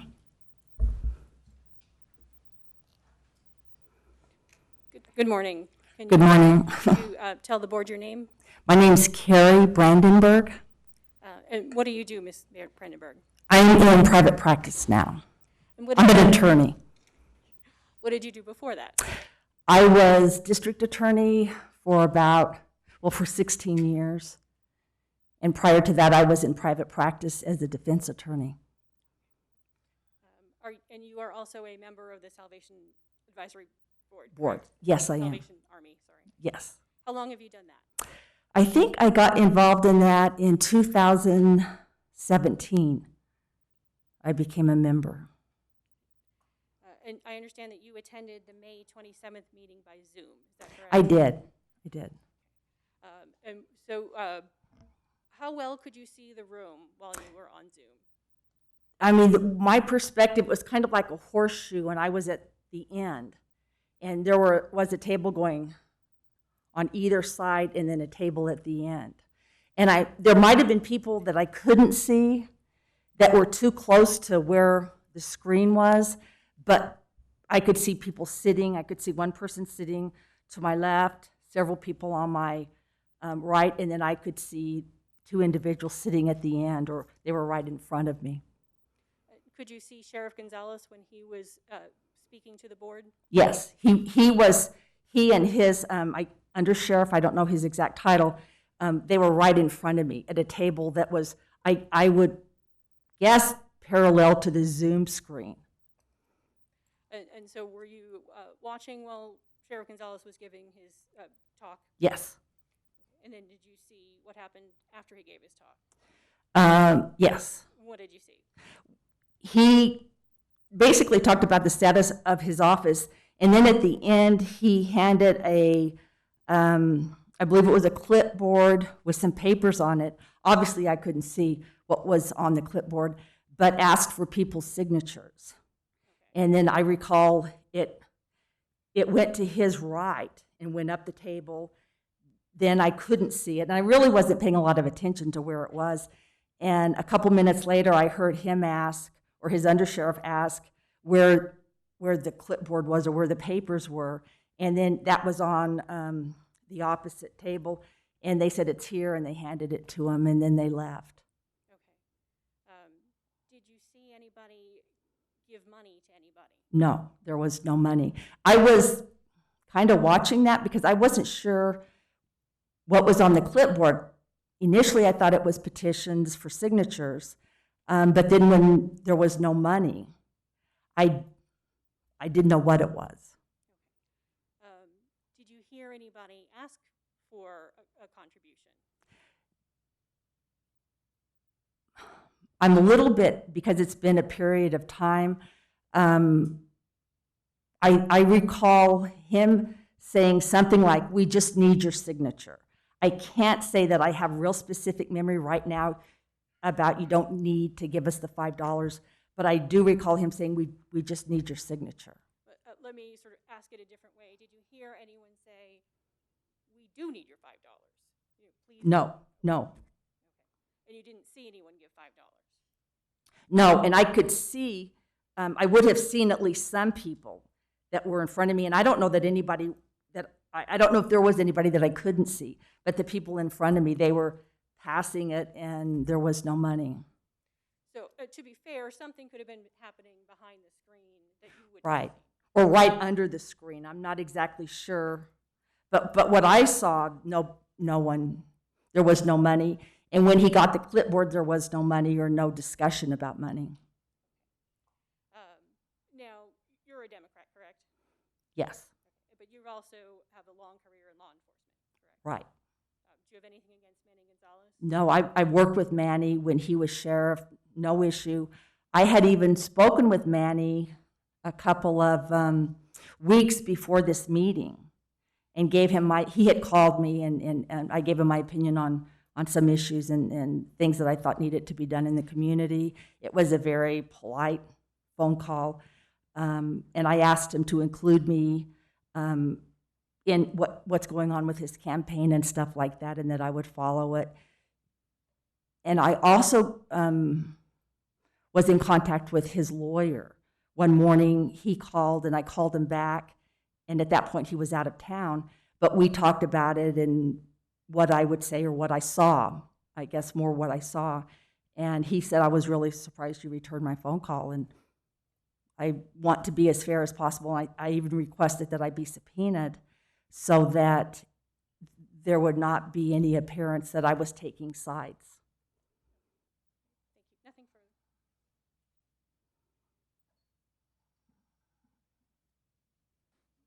Cross-examination.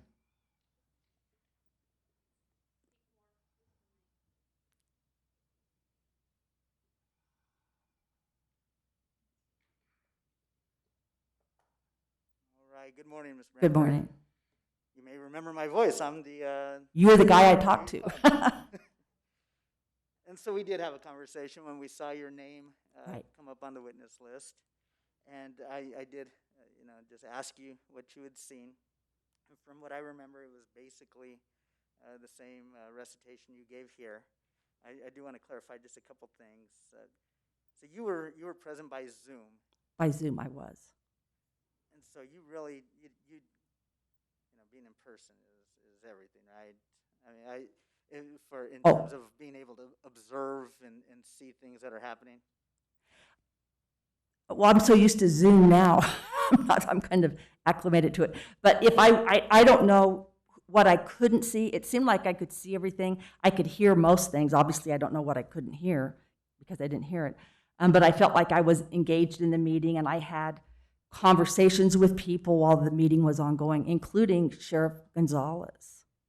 Did you have any conversations after the meeting and while these petitions and qualifying contribution books were being passed around?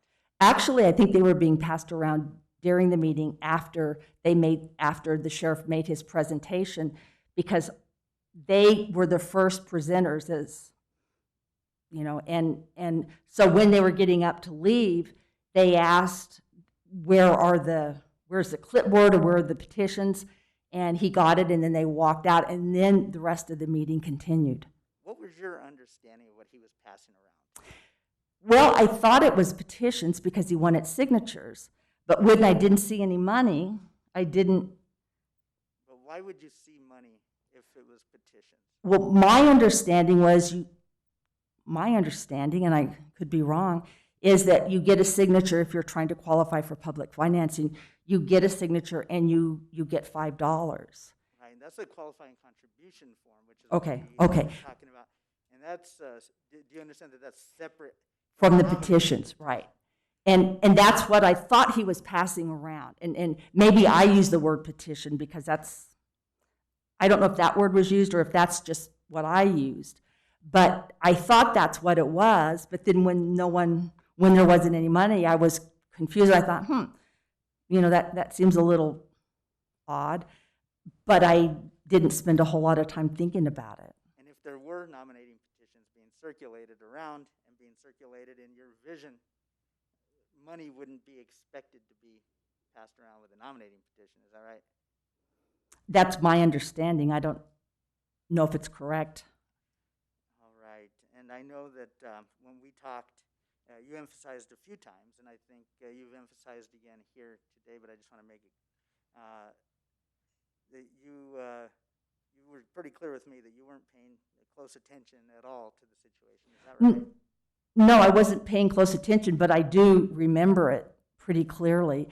And maybe one of the reasons I remember it is I couldn't understand what was going on, and I did have some issues with that happening at a Salvation Army Advisory Board meeting. I was curious as to why that was going on. All right, I don't think I have any other questions. Thank Okay, you. thank you.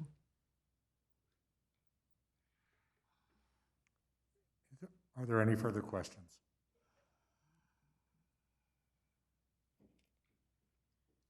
So I just want to clarify, what you thought they were signing around were the signatures that they needed for qualifying contributions. That's what I thought, because I had the question of I didn't see any money. Okay. So it wasn't that you thought they were just circulating nominating petitions. No, I thought that, I was curious as to why there wasn't any money. Okay. All right. Thank you.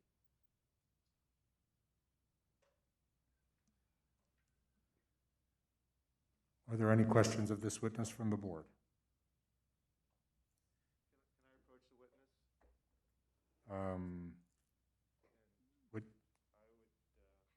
Do you need this drawing?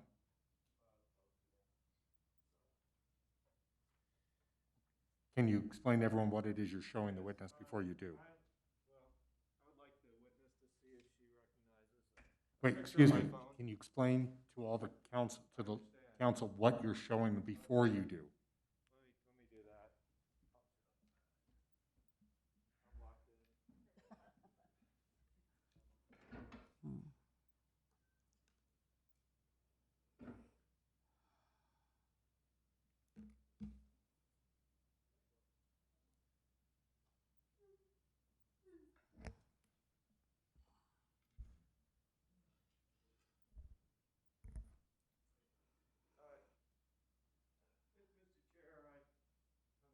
Mr. Chair, I have a picture on my phone which council agrees is a. And- I'll let the witness to identify it without saying what I think it is. Okay, Do you recognize that, Mr. Brandenburg? Have you ever seen? I'd have to, no, I would No? have to see it and read it. I mean, it's kind of hard for me to see it at that distance. It looks like something with the city of Albuquerque. I mean, obviously from the top. If you tell me what it is, I can tell you if I've ever seen one. Well, it's a book. It's a book of forms. Oh, a book of forms? Okay. Does that Yeah, help? it looks like a book. I didn't know it was a book, but now I can see the binding Yeah. part there, yeah. Well, let me ask you, can I ask you to wait till you get to the microphone? okay. Have you ever given a $5 qualifying contribution? Are you a resident of City Albuquerque? Yes, I am. Have you ever given a $5 qualifying contribution for a council or mayoral candidate? I have for a candidate, yes, I have. Okay, and when you did that, do you recall seeing a book like I just showed you and signing a form? I don't recall that, no. Okay. Can you recall at the Salvation Army meeting if what you saw being passed around were bound books or clipboards with petitions? I recall a clipboard or a paper. I can't say, I recall a clipboard in my head, but I might have, I'm used to seeing papers on clipboards, so I could be wrong, but I recall a clipboard. I don't recall any books that are bound, like a receipt book or something like that. I do not, that did not go around. I can say with pretty much certainty that I did not see that. And it looks like it's a different size than a regular size of paper from your photograph. Yeah. So if those were on a clipboard, would you have been able to see? I had a clear view. I mean, I could see everything that was in front of me and to either side. I don't know if something was under me, but I didn't see any of that. And I had a clear view. I mean, I could probably describe at the time, I don't remember what people were wearing, if they had on glasses, if they were right. I mean, it was almost like I was there as to what I could see. So, and what you recall seeing was clipboards going around? Clipboards or pieces of paper like that yellow pad. And it seemed like there was more than one. I mean, and he handed it around and asked for signatures. I don't know if if sheriff did that or his undersheriff, but one of them handed, and they started off to their right, which would have been my left. And then when he asked at the end, I think he said, where is the clipboard? And it was on the table to my right, to their left. And on that table, you saw clipboards. Like I said, I'm not 100%, but yeah, I'm pretty sure I did. At the time, this wasn't the most important issue that we were discussing at the meeting. I was a little curious about it, but it just wasn't the most pressing thing going on in my life. Do you recall hearing any mention of $5 or qualifying contributions or public financing? No, nothing to the group. I didn't hear anything. I didn't have problems hearing any part of the meeting unless two people were talking between themselves. I wouldn't hear that, and they'd probably be talking really low. Any further questions for this witness by any other member of the board? Yes. I just have the question of, do you recall if the attendees of this meeting that you watched from Zoom were wearing masks?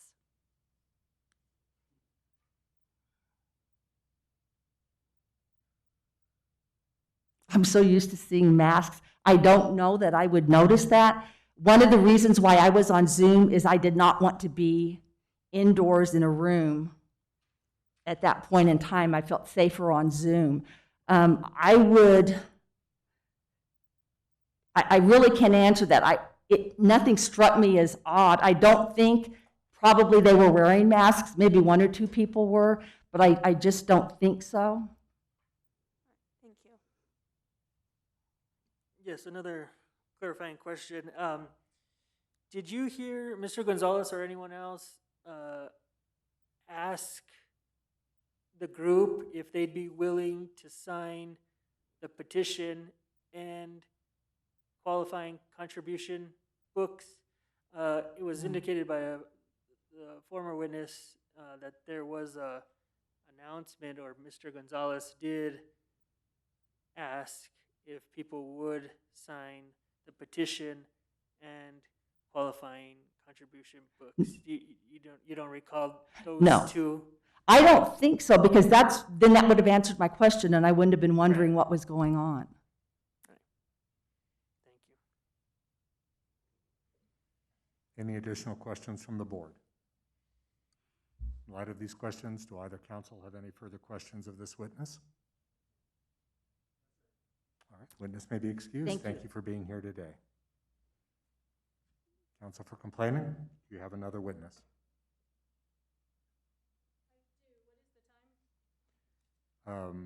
Fair enough, I should have announced that. After this witness, complainant has a total of 35 minutes, and the respondent has 41 and a half minutes. I would like to call Heidi Brooks.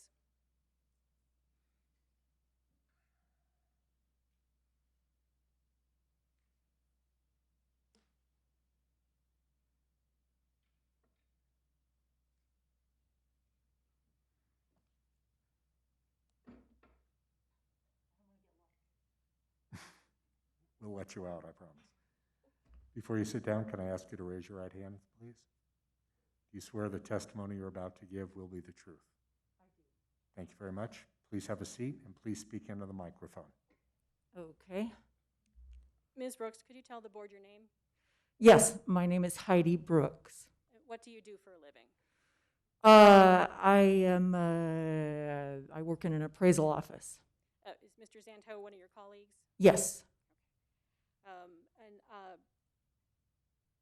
Have you been involved at all in either of the political campaigns for mayor? Or any? Well, only marginally, yes, with the Keller campaign. And how were you involved? Well, I do a lot of citizen lobbying work, and in the course of that, I work on climate change and I work on hunger and poverty. I had put on a conference 4 years ago about climate change and invited Mayor Keller to come, and to my great delight, he did. And at that conference, I asked him if he would commit the city of Albuquerque to maintain the standards of the Paris Climate Accord, and he did. And so this time around, I've been working on a federal piece of legislation regarding climate change, and I wanted him to personally endorse it so as to perhaps influence the then open seat for our congressional representation here in Albuquerque. So what And did you do? so I approached him. I went to a campaign meeting or a campaign event at Los Duranes Park and waited my turn, and I made my pitch for him to do this. And as long as I was there, I thought, okay, I'll take a petition and one of these books, and I'll see if I can get a few names. So I brought that back in the next few days to my office, and I asked my coworker, Dean, if he would sign. I had my husband, my neighbors, so on and so on. But that was the extent of it. But then when Dean told me his experience that occurred at the Salvation Army, you know, I'm a careful person, and I have a legal background. I'm a lawyer. I knew that was wrong. Let me back up before. What did he tell you? Well, he said, "Are you going to make me give you the $5 or something like that?" And I said, "Of course." And he said, "Well, Manny didn't make me give $5. And I said, "What?" And I said, "That's a serious campaign violation." And so then I left and I called the campaign and I said, "I think you need to talk to Dean." So. And why did you report it to the campaign? Well, I thought it was against the law, what he had described. Thank you. I have nothing further. Any cross-examination? Are there any questions of this witness from the board? All right, you're excused. Thank you very much.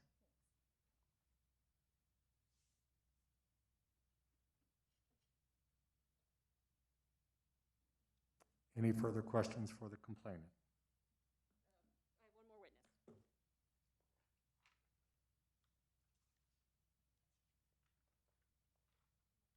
I call Nettie Holguin.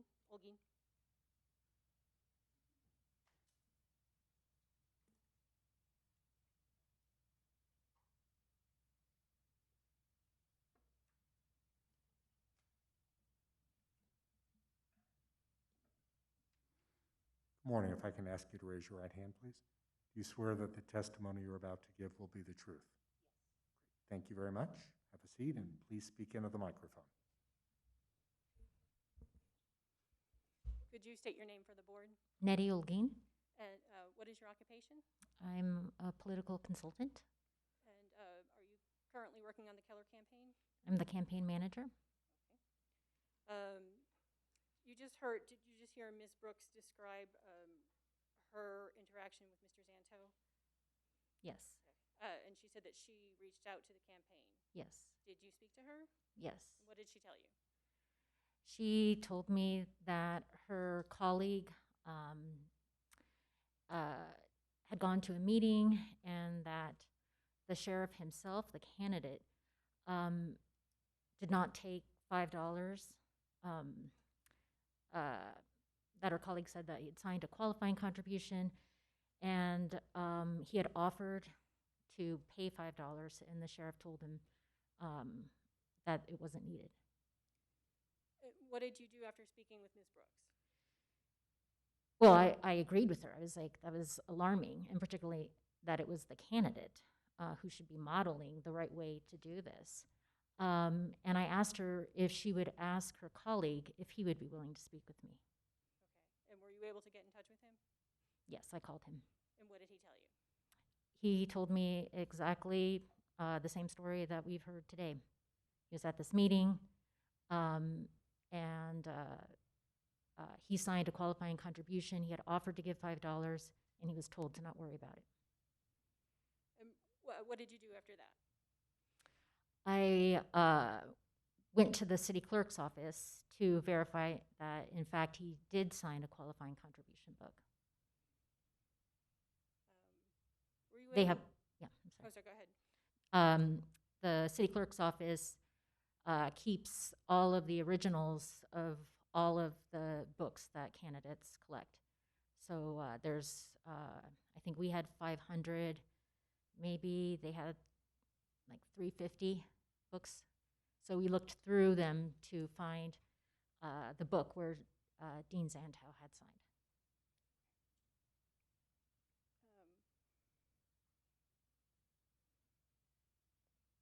What else did you do before you filed the complaint in this matter? So we took copies of everybody that was in the book. So there's 10 to a book. So we took copies of the books before, well, pretty much the books on the 27th. And I asked Mr. Zanto if he could tell me, I went through the names that were from people that signed on the 27th when that meeting happened. And I asked him who else of these people were at the meeting. And he, I think there were 4 individuals that he said, in addition to him, were at the meeting that he recognized that were board members. I see. Were you able to speak to any of those individuals? Yes, I spoke to David Dominguez in person. Do you know when you spoke to him? It was on June 18th. And what did he tell you? He told me that he signed and that he did not give $5 and he did not want to get involved. And that's what he told me. I have nothing further.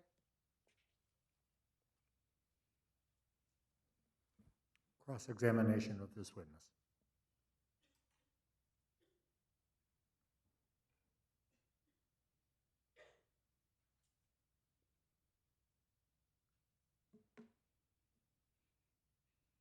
Good morning, Ms. Holguin. Good morning.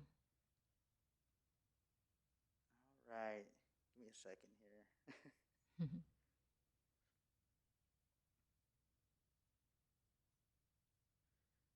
All right, how many campaigns have you been involved with?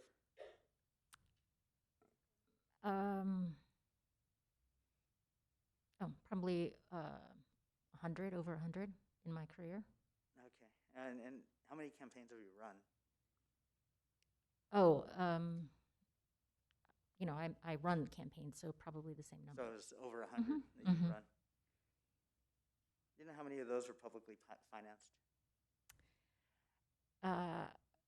Yes, I would say, you know, just guessing right now,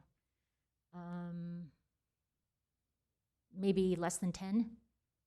Okay, and that's because public financing isn't necessarily available in Yes, it's a city of Albuquerque. City of Albuquerque. There's some statewide. Right. I have not done the races. judicial races that were publicly financed. Okay, so all of yours have been City of Albuquerque And Santa Fe. and Santa Fe. Okay.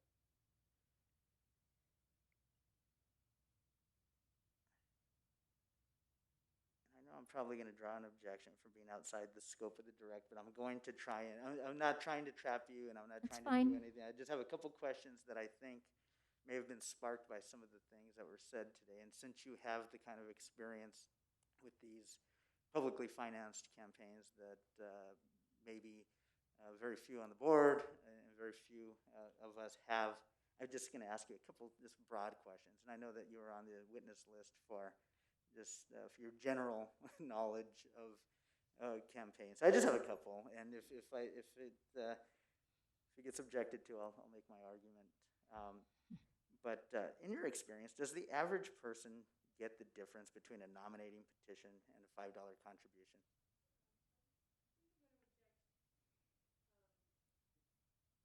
Can I ask you to stand up, and we need to make sure everyone hears.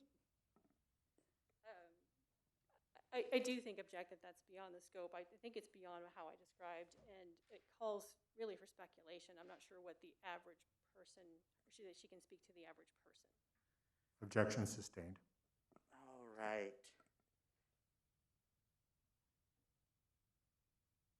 Well, now I'm going to have to jump all the way down my script here, because I had a lot of questions about qualifying contributions that I was hoping that you could help us with. let me ask you this.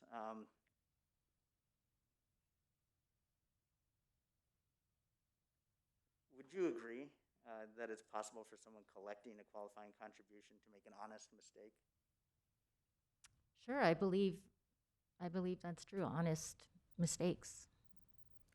Would you believe or would you agree that even an experienced collector can make a good faith or honest mistake? I would think that an experienced collector would be familiar with the rules and would know to not make mistakes. Okay. I have no further questions.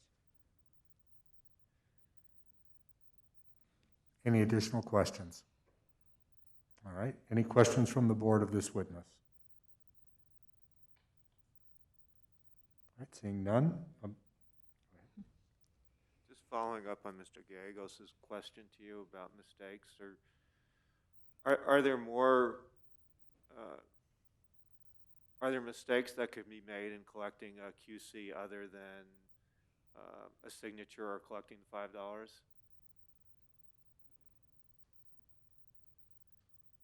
I would say broadly, those are the two biggest, mistakes that people would make. Not collecting the $5 or, I don't think it's a mistake when you forge people's signatures. What about, are you required to, is the contributor required to disclose their address on that QC? They have to put where they're registered to vote for it to be accepted by the city clerk. They can not do it, but then it would not be accepted by the city clerk. The person collecting, is somebody collecting a QC required to check IDs to make sure they put down the right address? No. Mm-mm.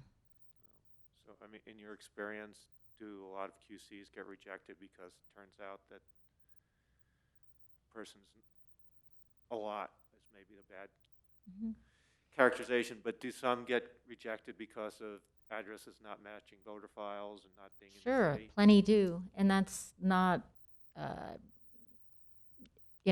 there's nothing wrong in that. It just is, unfortunately, for the campaign, it doesn't count towards what they're trying to do, which is collect a number, many that can be accepted. Okay, so you wouldn't count those kinds of errors as falling into?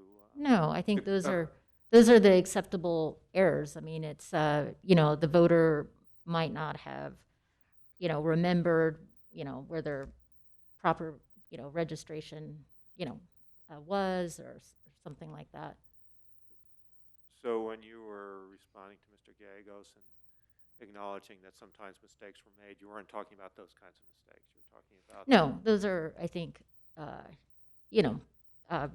par for the course. And that's why, you work to collect, whether it's petition signatures or qualifying contributions, more than the minimum, because you know that a number are going to get rejected because, the voter could live outside of the city, outside of the jurisdiction, could not be registered to vote. A lot of people think maybe they are and they're not. Those sorts of things.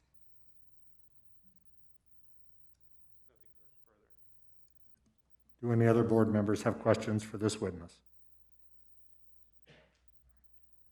In light of the board questions, do either council have any further questions? Mr. Schultz, I did recall a question I forgot to ask. Ms. Olguin, you said you looked at the books from this meeting? Well, we weren't sure. So we looked at, similar to what the Office of the Inspector General did. We looked at, everything that was signed on the 27th, because that was when the meeting was. And how many books was it? Do you recall? I don't exactly recall. So maybe it was like 3 or 4. So that would have been 30 or 40 people. If they were all filled, I think. Were they all filled out with the same date? Yes, that's why, that was why I was looking at the 27th, because this was the meeting that happened at the 27th. And so, anything that happened on the 28th didn't happen at the Salvation Army meeting, or that had that potential. And I think you said that you found QC forms for 5? You know, I'm Or- trying to remember. So I believe there were 4 or maybe 5 people that Mr. Zantel confirmed were at that meeting. And you found QC forms for those people? Yes. Were they all in one book? No. How many books were those in? 2. That I'm sure because Mr. Zantel was the last person on that book, and there were, you know, I just remembered that. And do you remember the names of the people that you were able to I identify do. as being in those books and at the meeting? I do. What were those names? So I'm terrible at pronouncing names, but it was Eric Schoen, Dwayne Bruzizi, Salvador Gonzalez, David Dominguez, and Dean. So there was 5.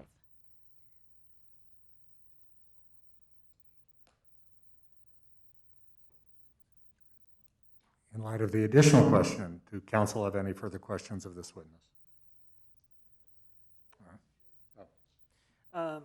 Ms. O'Green, you said you spoke with Mr. Dominguez. Did he tell you that he heard or the Gonzalez campaign say that there was $5? Yes. That they had $5 to give? Mm-hmm. What exactly did he tell you? Similar to what Mr. Zantel said, he said that he heard one of the undersheriffs say that the campaign, I can't remember exactly what it was, but has a bunch of 5s. Thank you. Any further board questions? Any additional questions by council? Finally, yes, this witness may be excused. Thank you very Thank you. much. All right. Any further presentation by the complainant? All right. So council, at the end of the complainant's case, the complainant has 29 and a half minutes remaining. The respondent has 38 minutes remaining. Respondent may call their first witness.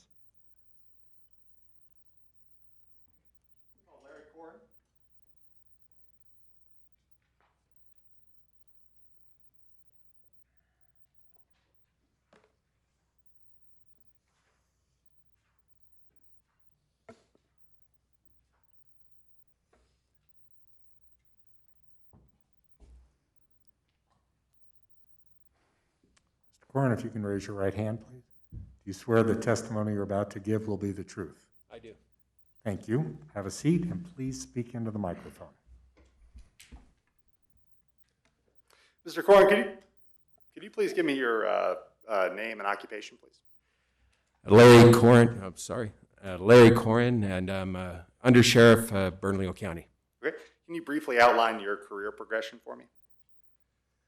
With the Sheriff's Department for 23 years. Prior to that, I was aircraft mechanic and instructor at community colleges in the state of New Mexico, instructing criminal justice. Okay. And were you present on the May 27th at the Salvation Army Advisory Board meeting? I was. Okay. Can you describe briefly what the, how the 3 of you arrived and what you did there? Yeah, yes, I was out with my wife doing some errands. It was in the afternoon, late afternoon, I believe. And I looked at the calendar and I asked my wife, hey, you mind if we stop by this Salvation Army meeting? I'm not sure what it's about. And so we swung by a little bit late, I guess, from when it started. It looked like the meeting or presentation was kind of already in swing. And so I ended up going in. I found pulled a seat out for my wife to sit down. She's attended these things a number of times with me, whether or not they're campaign related or department related. And then I took up a seat just to the left of the sheriff everybody's describing the horseshoe. It would be the outside of the radius of the horseshoe towards the toe. Okay. Were you one of the did you circulate a QC book and nominated petitions? At that particular meeting, Yeah. I did have some forms. I can't recall whether they were QC forms or petitions or maybe even a pamphlet, but there were a number of documents that I ended up basically getting from the sheriff and passing over to my left. Okay. Now How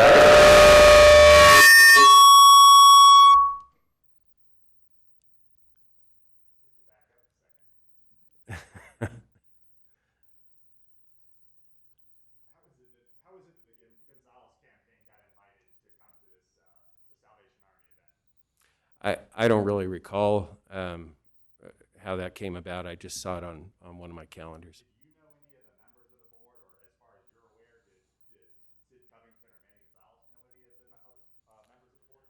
Not that I'm aware of. I was particularly interested in stopping by this meeting because it was Salvation Army, and we do some disaster relief type of release. We're on the FEMA list for activation of our helicopter and our emergency response team. So I wanted to make sure to attend that. Okay.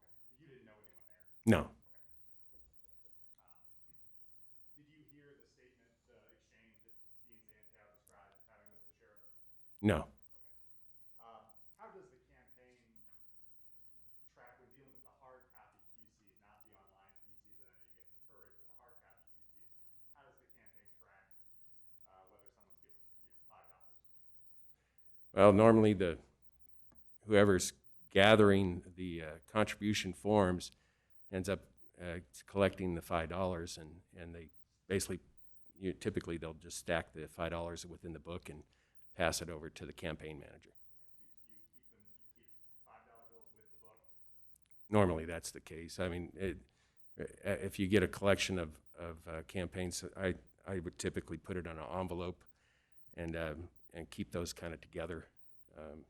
That's my personal practice. I'd just keep it in an envelope, kind of keep it together. Sometimes I'd rubber band them and then basically put them in a safe place until I could get a chance to turn them over to the campaign manager.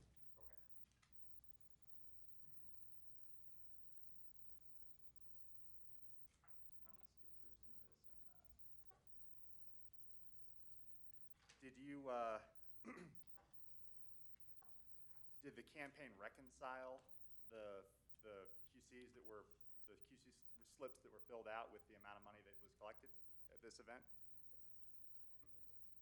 I don't recall that. As far as making sure that they balanced out, Yeah. that would be something that would be done usually at the campaign manager before they submitted them to the city clerk. Okay, I see.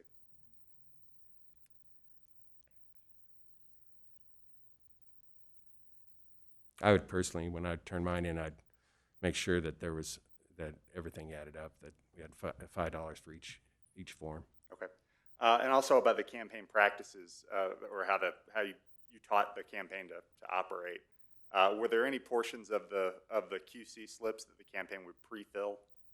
Yes, and that was without really having any guidance from the city clerk's office. I didn't go through whatever training they might have had, but I took it at the direction of the sheriff. I took it upon myself to put together a video to assist some of the people working on the campaign who might go out and get contribution forms. And to the best of what I knew, and that was just my practice, was to typically fill out my name and sign it at the bottom, and put the candidate's name up in the upper right-hand corner, and check off mayor.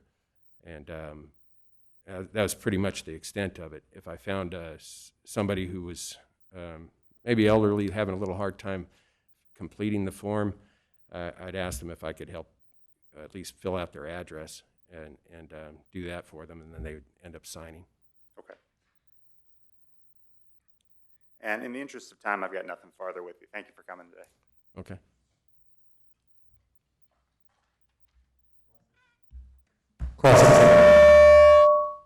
Not just you, counsel. Cross-examination. Thank you. Mr. Korn, I understand that when the petition, well, let me back up. So were there petitions circulated among the group at this meeting? I'm sorry, I'm having Were a hard there time. nominating petitions being circulated? I believe so, yes. And there were also qualifying contribution books being circulated? That's what I recall. And I understand that then at some point they were being gathered up and collected. Yes. While that was happening, were you talking to anybody? I'm sorry? Were you talking to anybody while these? Yeah, one thing, and just overall the context of this meeting, there was no hard breaks. I didn't see a hard break between the presentation that the sheriff was giving and going into whatever administrative meeting they had. There was no distinct break. Similarly, there was no distinct break between the presentation that the sheriff was giving about the department and going into more of the campaign role. So it's kind of all kind of melded together, if you will. I do recall after I took those petitions, I talked to a lady and a gentleman off to my left, and I do remember passing those over. And I kind of went into my bit of a regular spiel, if you will, and I think this is where some of your folks are getting confused on some things. But my regular spiel is really to tell them you could sign or not sign. It's totally up to you. There's also an option to go online, and we prefer that option.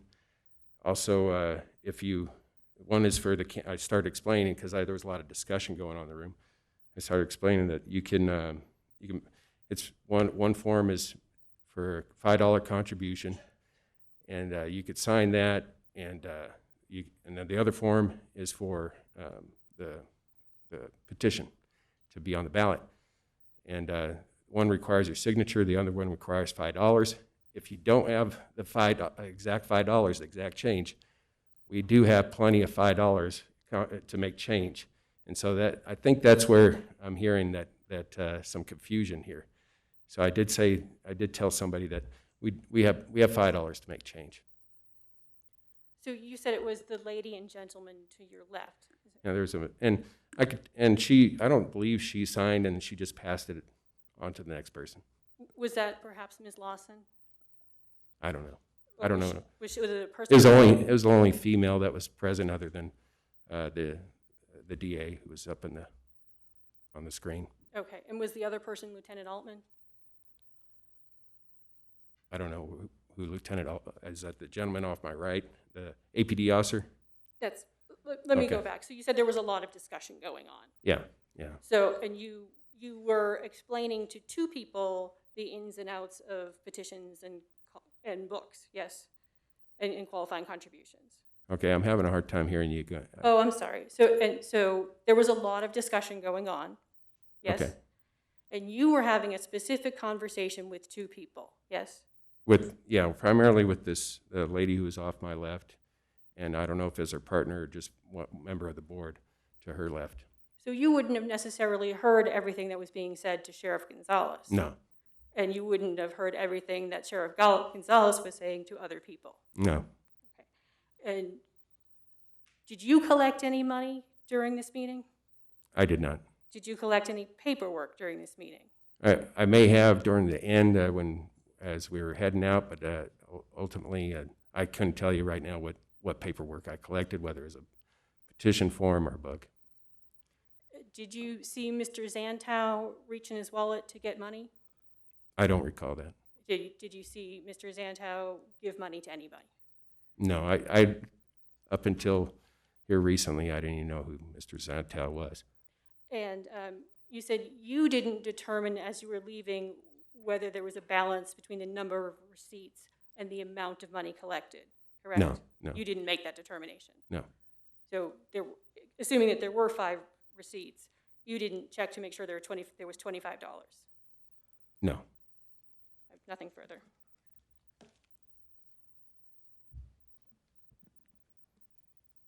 Any further questions? Briefly. Just to clarify the process that you guys use, and I guess one of the collateral benefits of it. So I think you heard Ms. Elguin testify that Dean Zantel was the last one of a book. So, and there were only a handful of folks here who gave the QCs. So let's assume that the book was brought partially, the 2 books that were circulated there were partially filled out already. There would be $5 bills, either, you said you use an envelope. Have you seen people in the campaign use clips? Yes. Okay. There would be $5, there would be hopefully a corresponding amount of money attached to the book for the number of filled out QC slips, correct? Yes. Okay. And is a benefit of using that system that if someone has a 10, you can take off a 5 and make change and take the QC? Yes. Okay. Nothing further. Does the board have any questions of this witness? How many people were, excuse me, how many people were wearing masks at this meeting? I don't recall how many people were wearing masks. I don't even remember if I was wearing a mask. Any other questions from the board? Did you see any money being exchanged at this meeting? No, not that I recall. Of course, I was busy and I was talking about I think one of the agenda items that they moved into was real estate and trying to locate a new place to place their flag or something. And that was something that we started discussing while everybody's kind of milling about.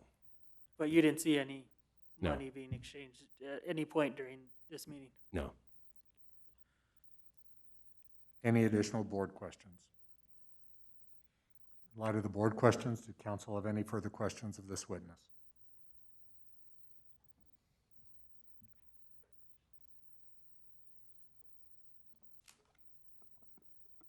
Did you see any money attached to the qualifying contribution receipts that were collected that day? Not that I recall. No.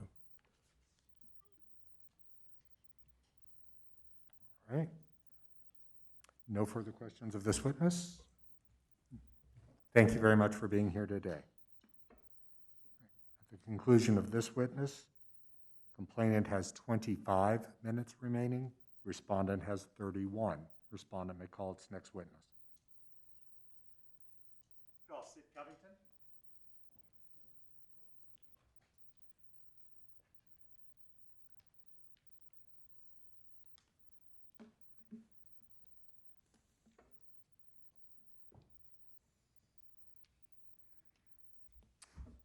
You know the drill. Thank you very much. Do you swear the testimony you're about to give will be the truth? Yes, sir, I do. Thank you very much. Please be seated and speak into the microphone. Mr. Covington, please give me your name and your occupation.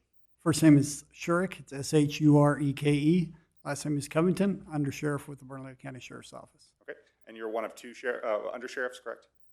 I am correct. Okay. And you go by Sid. I go with Sid, yes. Okay. Am I correct that the 2 undersheriffs have been helping the sheriff in his campaign for mayor? That's correct. Okay. And not for any additional compensation, just as your... We're just volunteers. Okay. How is it that you understand that the campaign went out to this Salvation Army event on the 27th? I met an individual. His name was Clay Dean. I met him at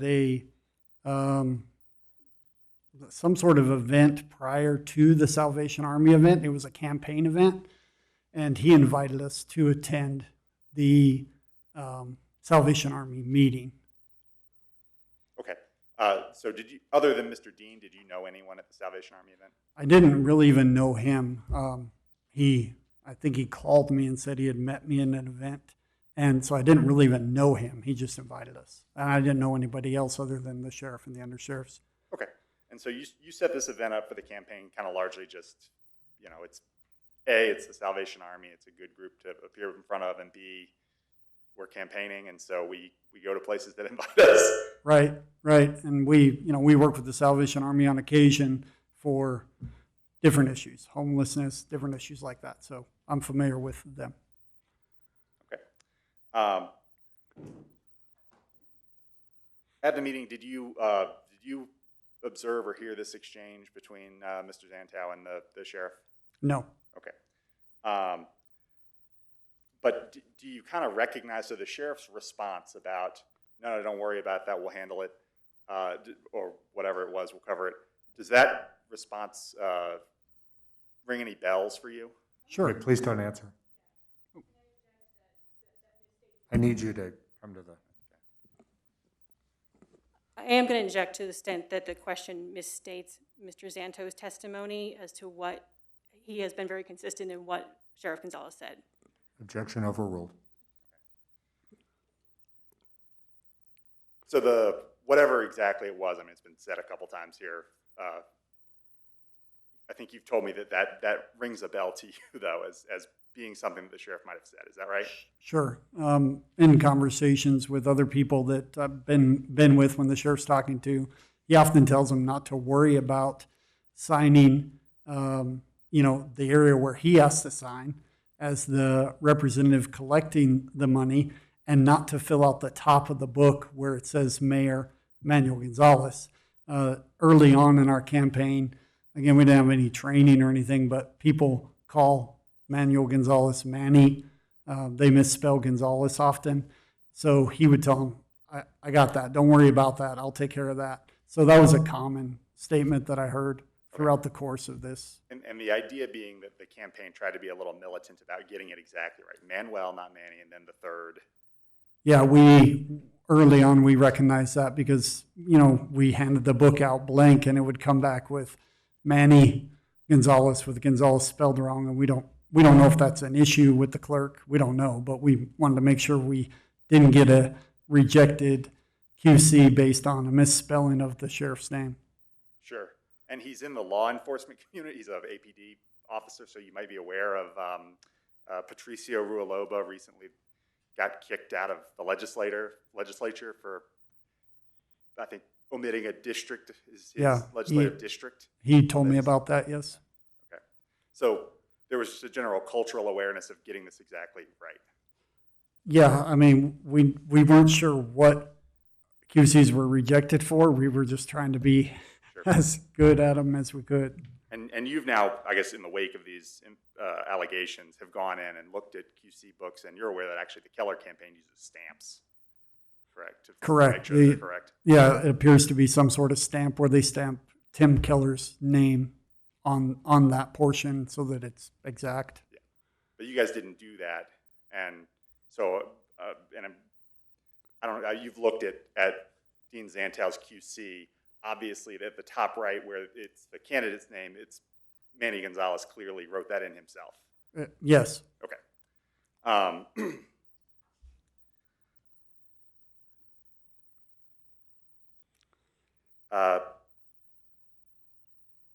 Under Sheriff Corrin described the campaign's process for tracking the cash associated with the hard copy QCs. I guess first off, was it the campaign's preference to collect hard copy QCs? No, we wanted to do everything online, but we ran into some roadblocks with that. Briefly describe what roadblocks you're referring to. Sure. I talked to one lady. She said, I tried to get online. My last name is hyphenated, and it kicks me out saying I'm not a registered voter. She said, but I know I'm a registered voter. And that was one example. Another example was a person that was a junior. I'm Sid Covington, so Sid Covington Jr. And if it wasn't exact on the electronic formatting, it would kick them out, so they were unable to do it online. Sure. And you're aware that the campaign, I guess specifically Jay McCleskey, submitted numerous complaints to the city clerk's office about various issues with the online portal? Correct. Okay. When you guys would use hard copy QCs, what was the method for keeping track of the cash? I saw mostly the cash paper clip to the front of the QC book. The QC book contains 30 sheets, if you would, because each sheet is a tri-colored copy. There's a white, pink, and yellow. I don't know what order. I think the white is on top. But they would clip the money to the front of the book until the book was full, $50 with the 10 signatures that are in the book corresponding. Yeah. And would you use those to make change for someone who maybe wanted to give a hard copy QC but didn't have a $5 bill specifically? Yeah, we had a discussion early on because we had a book that had a $50 bill because somebody had paid that, and the rest of the change from that book was given back to that individual. And so there was a $50 bill. And I remember asking, do we have to go make this 50 into fives so that a 5 can go with HQC, or can we turn in the 50 for the representation of the book? As I recall, we just turned in the 50, and I believe they weren't rejected, so we thought, okay, that's all right. Now, you were centrally involved in the campaign. Is that fair to say? Sure. Okay.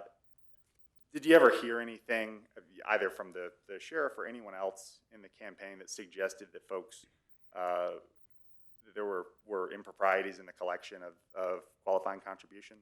No. As far as like early on, like we need to do this, no. Sure. Is that what you yes, mean? I should clarify, before Okay. the complaints were filed. Yeah, no, we had no idea. Okay. Oh, and did the campaign meet in the hallway after the Salvation Army meeting? We did, as I recall, it was the sheriff and I. He was going to a different event. As I recall, Under Sheriff Corn was parked on the opposite side of the building as the sheriff and I. So I stopped the sheriff just to make sure that he had everything, because, you know, things get lost, misplaced. I mean, it happens. So I said, Sheriff, you got your books, you got your forms, you have your money. I briefly looked through his books. He had them in a stack. I briefly looked through them. I saw cash. I saw the signatures. And I thought, okay, you look good, Sheriff. I'll see you tomorrow. He went his way, and we walked to the parking lot together. He went his way, and I went my way. Okay. Do you recall either carefully or loosely checking the amount of money on the books corresponded to the number of QCs? It was a pretty loose check. I mean, I looked, and there was cash on the books, and the books were filled out, so it was a pretty loose check. I did not go signature $5, signature. I did not do that. Okay.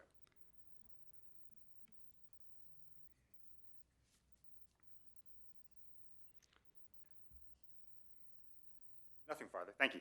Thank you. Cross-examination.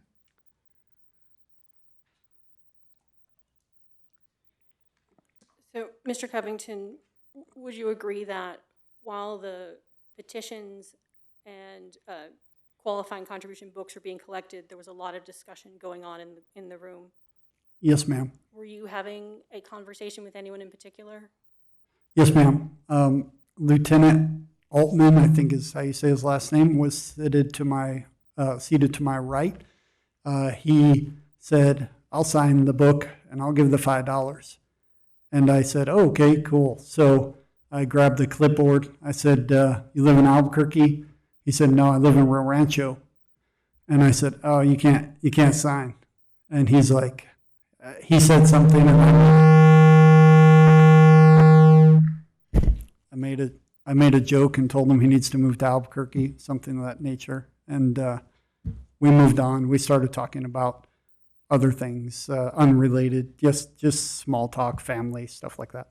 So you wouldn't have necessarily heard everything that was said to Sheriff Gonzalez, correct? Yes, ma'am, that's correct. I would not have. And you wouldn't have necessarily heard everything that was said by other people in the room? That is correct. I would not.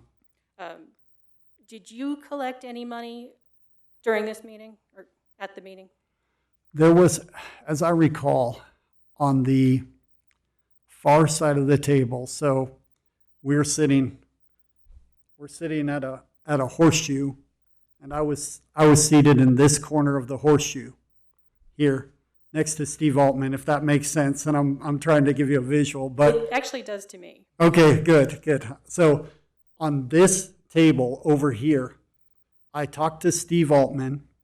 I remember somebody asking me a question on a petition form about an address line or something. It was very, I think it was if they needed to include their zip code. It was something of that nature. I just told them, yeah, include your full address. And then I kind of moved around to this side, passing Under Sheriff Corn, who was seated at the corner. And there was $5 sitting on the table on this side. I don't know if I picked up the $5 or if somebody handed it to me, but I attached it to the book. I don't recall whose $5 it was, but it was on this table on this side. Did you know whose $5 it was at the time you picked it up? I don't know. Did you collect any other paperwork? I picked up paperwork. I don't know, collected. I picked up some papers that were laying around the table. Maybe people handed them to me. I don't really recall. It wasn't important to me to make a mental note, but I did collect stuff for the sheriff, yes. Okay. Now, if I understood, and I'm not sure if it was something you said or if it was something your counsel said, so I don't want to put words in your mouth. Okay. But my understanding was that the books that were being circulated already had some filled out from prior events. Does that sound right? That's very possible, although I can't say for certain they had portions filled out, but it's very possible. So when you were in the hall after the meeting, or as you were leaving the meeting, and you saw that the books had money attached, you didn't know whether that money was collected during the meeting or prior. That is correct. I did not know where that money came from. Okay. And you didn't see Mr. Zanto give anyone money. I did not. You didn't see him reach in his wallet at any point. I did not. And you said you did a loose check on the amount while you were in the hallway. You didn't actually check to make sure it balanced, to make sure that you had the correct amount of money for the amount of signatures. I did not. I looked to see if there was money attached to the books. It appeared that they had the money was there for the signatures, but I did not go $5 for this one, $5 for this one. I did not. All right, thank you. Any further questions? Does the board have any questions of this witness? All right. Seeing none, Thank you. Thank you very much for your testimony. Thank you.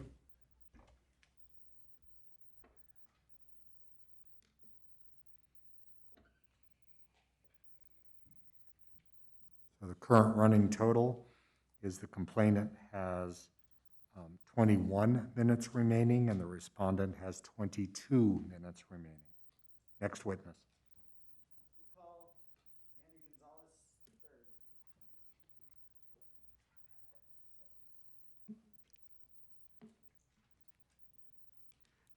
You know what, counsel, before, I have a feeling this witness may take a little bit longer.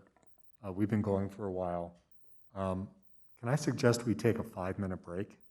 I want to make sure we continue moving, but I also want to make sure we give all the witnesses equal consideration, and we have been going for quite a while. Is there any objection for us taking a 5-minute recess?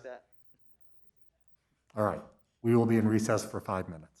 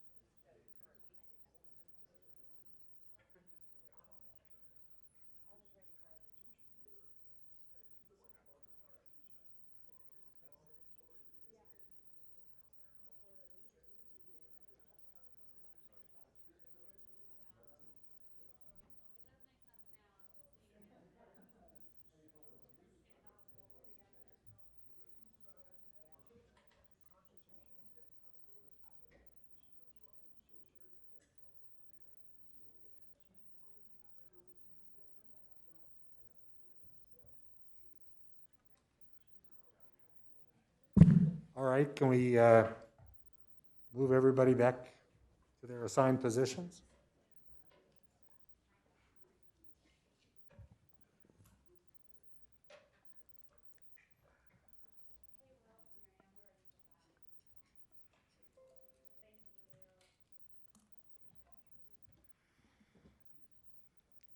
All right, both counsel, witness.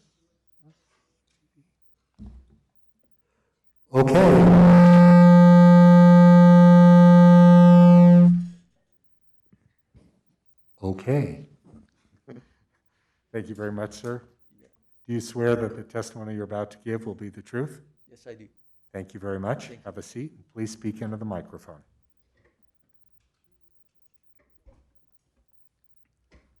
All right, please state your name. Manuel Gonzalez III. And what is your current occupation? I am an elected official. I am the Bernalillo County Sheriff And how long have you been the sheriff of Bernalillo County?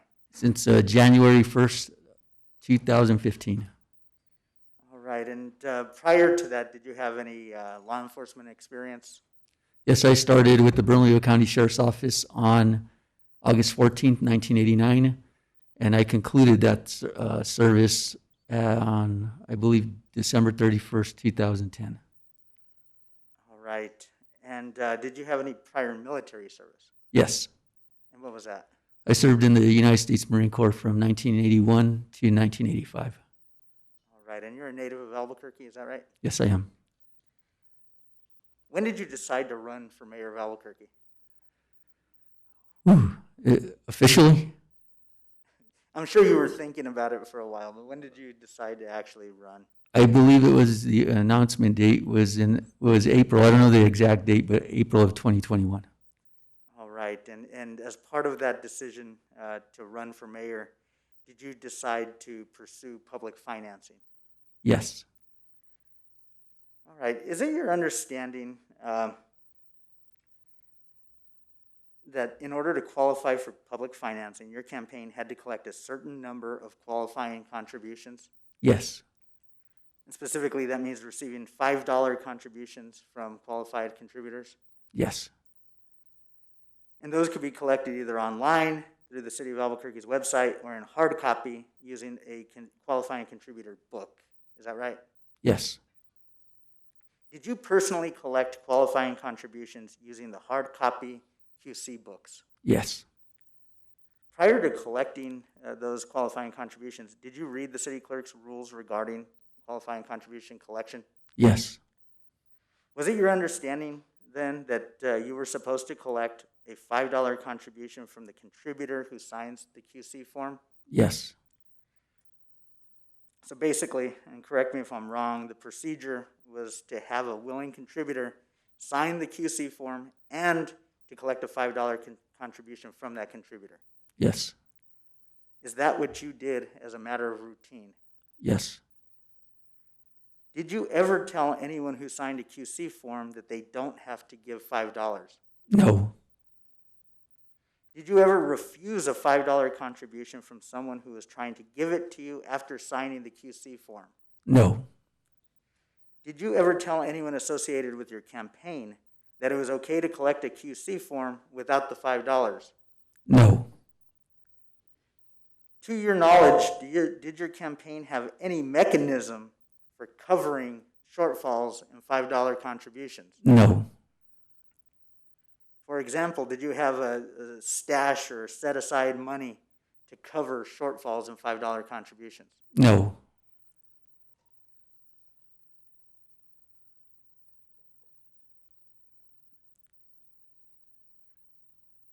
Did you ever personally collect contributions solely from, well, let me rephrase. Did you personally collect contributions solely from family or friends, or did you ever collect contributions from strangers? Yes. So you did collect from strangers as well as family and friends? Yes. Did you ever collect personally contributions at events or other meetings or gatherings of group of people? Yes. I'm going to turn your attention now to the Salvation Army Advisory Board meeting held on May 27th, which is the primary subject of the allegations at issue today. Do you remember that Salvation Army meeting? Yes. What was the nature of your interaction with the attendees? I was invited via my smartphone. I look at my schedule on a daily basis, and I was invited. I didn't know the exact reasons. I hadn't had any discussions with anybody. I wasn't privy to what the undersheriff said earlier. So typically on my schedule, I look at it, and then I kind of respond and show up to these meetings. All right, so when you showed up, what did you do? Oh, when I showed up in civilian clothes. I sat down, and then after they opened the meeting, they asked me a series of questions. So I really didn't consider it a presentation. I thought it was more of a Q&A type setting for myself that I've been invited to before, and I was able to tell the board a little bit more about myself.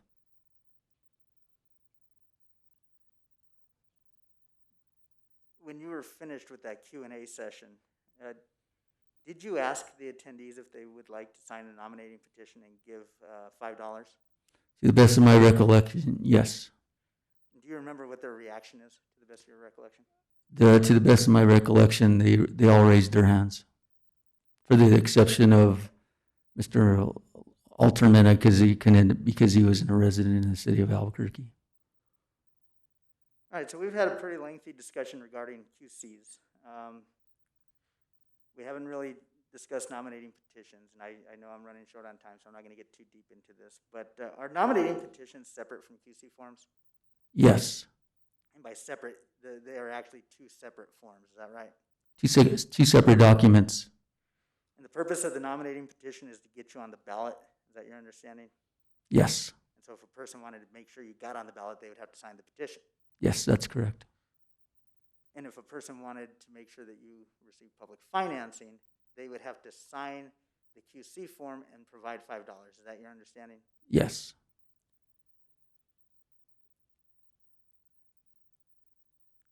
At times throughout the campaign, were you and other campaign volunteers in a situation where you were collecting both nominating petitions and qualifying contributions at the same time? Yes. Now back to the Salvation Army meeting. Were you circulating both nominating petitions and QC forms at the same time at that meeting? Yes. Do you recall having conversations with meeting attendees during the time you were circulating and collecting nominating petitions and qualifying contributions? I remember there was mutual conversations, and oftentimes when I go to events, I'm not only having conversations, but oftentimes people are waiting to maybe have another sidebar conversation, and sometimes I'm trying to talk to one person and there is another person waiting to ask me a question at times, yes. So you're answering questions about the forms. At the same time, people may have questions for you as a candidate or as the sheriff. Would that be fair to say? Yes. Were you ever in a position during this particular meeting where you were having multiple conversations at once? Yes. Do you recall the substance of any of these conversations in detail? No. Now, Mr. Zantel alleges that after he signed the QC form, he asked you if he needed to give you $5. Do you specifically recall Mr. Zantel asking you that question? No. Now, in a typical situation, if a person signed a QC form and asked you if they needed to give you $5, what would you have said? Can you repeat that? In a typical situation, if a person signed a QC form and asked you if they needed to give you the $5, what would you have said? Yes. You need to pay the $5. Would you have told a person who asked you if they needed to give you $5, don't worry about that, we'll cover it? No. Do you recall telling that to Mr. Zantel? No. Do you have any idea if there might have been a miscommunication or misunderstanding between you and Mr. Zantel? Yes, that's possible.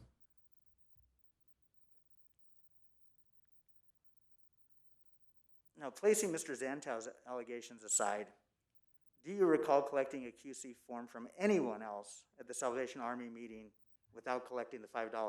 No. At any time during this meeting, did you tell anyone, including Mr. Zantel, who signed a QC form that they did not have to give $5? No. At any time during this meeting, did you intend to collect QC forms without collecting the $5? No. When you arrived at the meeting, were the QC books brand new, or had there already been some people who filled out receipts at other times?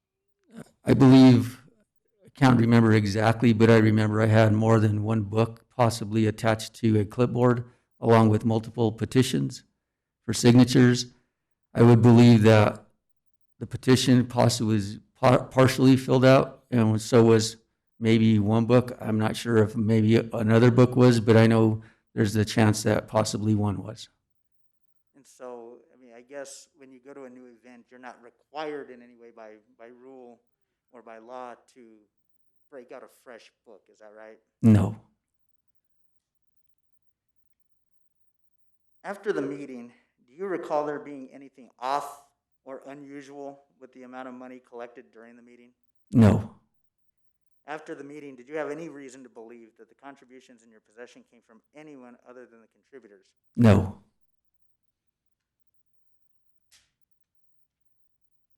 Is it your position then that neither you nor anyone else from your campaign put in or covered the missing $5 contribution? That's correct. All right, so I'm going to switch gears quickly. As you know, the IG conducted an investigation into your campaign's practices with respect to QC collection, and in particular, what we're dealing with today is your QC collection. During the course of that investigation, it appears that there may have been two other persons whose identities at this point are unknown, who said that they signed a QC form but did not give $5, and your name was listed as the collector. Do you deny those allegations? Yes. Without more information regarding the context or circumstances in which these particular QCs were collected, could it be possible that someone else collected the QC, but your signature was on the collector line because you pre-signed the book? That's possible. At any time during your personal QC collection, did you set out or intend to take QCs without collecting the $5?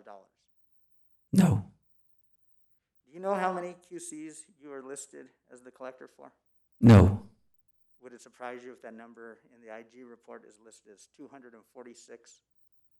No. No, it wouldn't surprise me.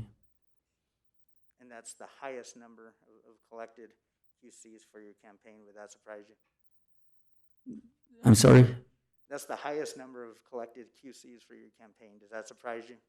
No. Sounds like you were working hard. I have no further questions. Thank you. Cross-examination.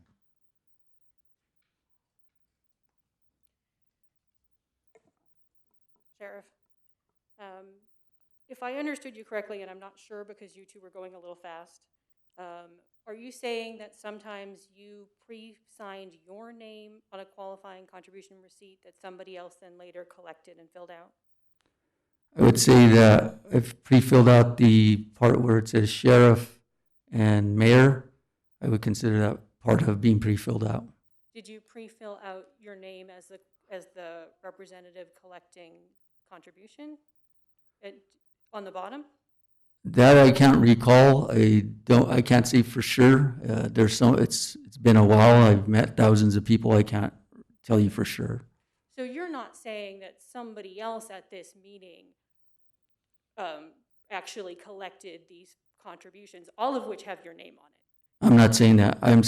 What I am saying is that they returned that book and I put my name to it because I can't remember whether either undersheriff put their names to the book. So I would say that I would have signed on behalf of them, knowing that they collected the $5 and had that interaction with that person. That's what I'm saying. I'm going to ask the city clerk for Exhibit 1, which was distributed previously.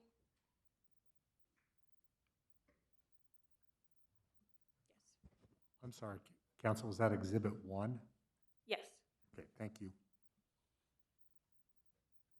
Yes.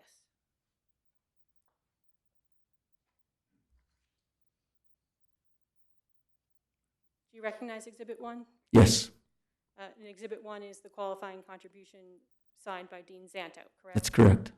And your name is on the bottom as the representative collecting. Yes. And you wrote your name on the bottom of that, correct? Yes, that's correct. You got to let me ask my question. And that's your signature in the bottom, correct? Yes. And if you sign, you're responsible, correct? Yes. And you're not saying that Under Sheriff Korn actually collected Mr. Zantel's contribution, are you?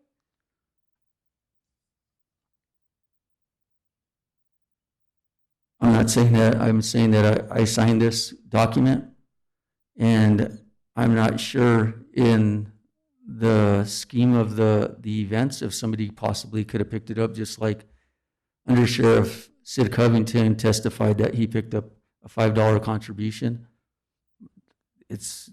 He collected that $5. And as we're sitting here today, you can't say that you collected $5 from Mr. Zanto, correct? I can say that it's possible. I don't recall. I can tell you that I signed for this document. Okay. And as we're sitting here today, you can't say that you saw Mr. Zanto give anybody money during this meeting, correct? I'm not saying I can't tell you specifically, but I can't tell you specifically for anybody else because I literally had more signatures or qualifying contributions. I could literally tell you for the 200 and some odd ones, I can't recall any of those people to the best of my recollection, but I'd say in all those cases they did. And there may have been some confusion, like I was explaining during the hearing and during the IG's investigation, I explained that. Are you aware that you're the only person who collected qualifying contributions during this meeting? No, I'm not aware of that. I turned another book over believing that that book was being signed and $5 contributions were being picked up. Okay. And so it's your theory that there was a misunderstanding between you and Mr. Zanto, correct? It's not a theory, it's my recollection of what transpired that day. You recall that Mr. Zanto misunderstood you? I think it's possible. So it's a theory. I'm sorry? So it's a theory. Well, the there is a possibility. I can't remember exactly the recollection. I did read his complaint. Okay. Do people often misunderstand you? I think sometimes I could be misunderstood. I think most people could be misunderstood. If you're asking if I'm perfect, I'm not. I have nothing further.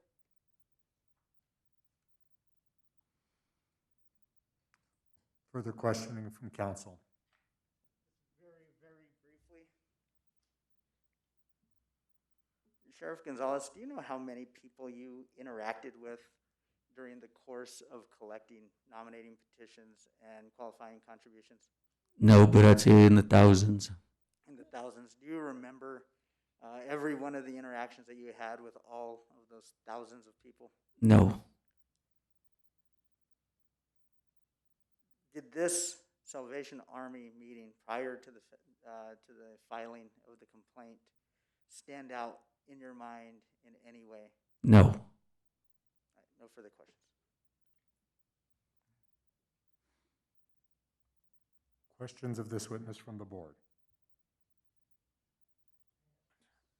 Yes, Mr. Chair. I keep on going back to this, but I want to hear it from Mr. Gonzalez. So, after your presentation, what exactly did you say to the group? Did you ask the group if they'd be willing to sign the petition and the contribution form and provide $5? Or how was that stated? That's to the best of my recollection. To be honest with you, I didn't understand the rules of their board. I was invited there. I don't understand their bylaws in terms of political interaction. I think if that would have been done, this whole thing would have been prevented, but to the best of my recollection, that was done. That's what you said. You asked for all three things to be done? I believe so. To the best of my ability, I think to the point of the other campaign manager.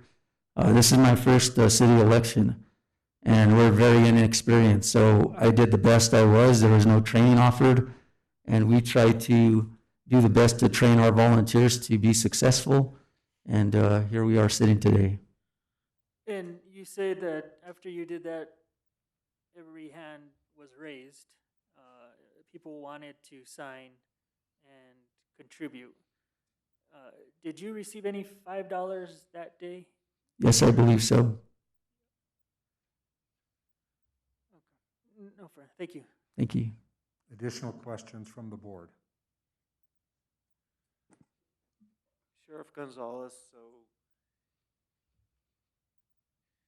did you, when you're collecting a qualifying contribution from an individual, you typically stand with that individual and fill out the form? In most cases, I think this one was unusual because it was a board meeting. I asked, actually, I had the opportunity to meet my attorney at some point in my campaign and asked him. I sat down with him, explained the process. He paid. And in this case, we were at a board meeting. We had divvied up the qualifying contributions of petitions. They went about their business. I went about mine. And so those things were split up. In good faith, I believe that they did what was in the best interest, and I think they knew what to do in terms of collecting it. So at this particular meeting, you weren't standing with each person giving a qualifying contribution and filling out a QC form. You weren't standing next to them as they did each one? No, I think there was a point, sir, when I'd have a qualifying contribution and one person's in front of them and a qualifying contribution with the other person, splitting and talking and trying to explain the two processes to each person. So that did occur. Okay, and so, but you were there with each person. It wasn't like you were sitting on one side of the room and the books were going around. I believe that I wasn't really attentive to what was going on. I was just trying to stay focused and explain those two processes to two different people at one time, possibly. That I know that did happen. I can't remember if it was in the case with Mr. Zanto, but I know it did happen. And so, Sheriff Gonzalez, you can recall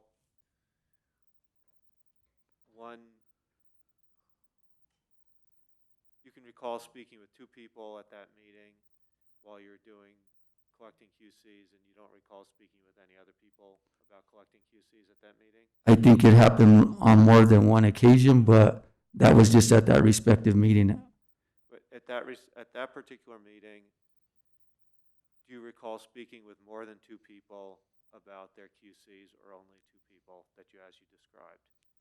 Again, I remember explaining the process to two different people with going on, and also remember sometimes people having another conversation with them, but explaining it to them about each process and then switching them. I believe that transpired maybe once, possibly twice.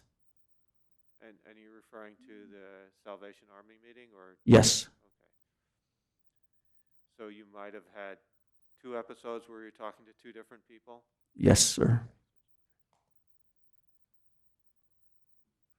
Any further board questions? Any further questions from council? Thank you, sir. You may step down. Thank you.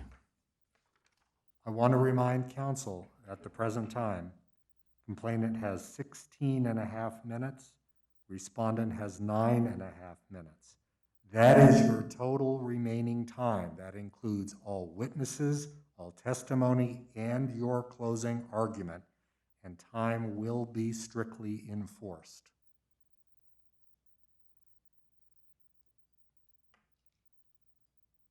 All right, so I'm going to go very fast. We're going to call Greg Brown.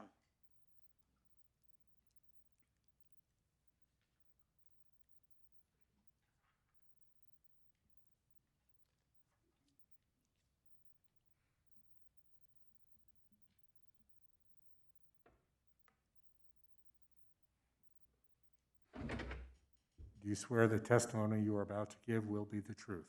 I do. Thank you very much. Have a seat, and please speak into the microphone. All right, sir. Please state your name. My name's Greg Brown. And how are you currently employed? I run Admiral Beverage. We're 11 million case beverage company. All right, and so I'm just going to get to the point. Did you have any interaction with Sheriff Gonzalez as he was engaged in his campaign, and in particular, trying to receive the $5 qualifying contributions? Yes, 4 different times. All right, can you describe those for the board? The first one was on April 8th, and there's 3 other wholesalers in the state.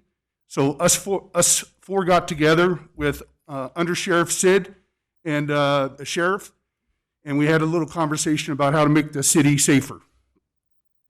All right, and do you recall if Sheriff Gonzalez collected any $5 qualifying contributions at that meeting? Yes, towards the end of the meeting, Under Sheriff Sid explained that we needed some signatures and we needed $5. Two of the 4 had already gone online and given their 5, including myself. One pulled out a $5 bill and paid at the time, and another said, I didn't bring my wallet, or I didn't have cash on me, whatever.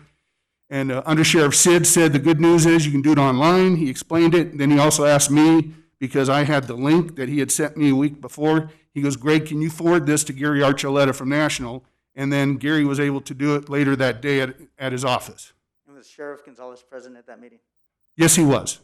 All right, can you tell me the second time? Yeah, the second time was at Oak Tree.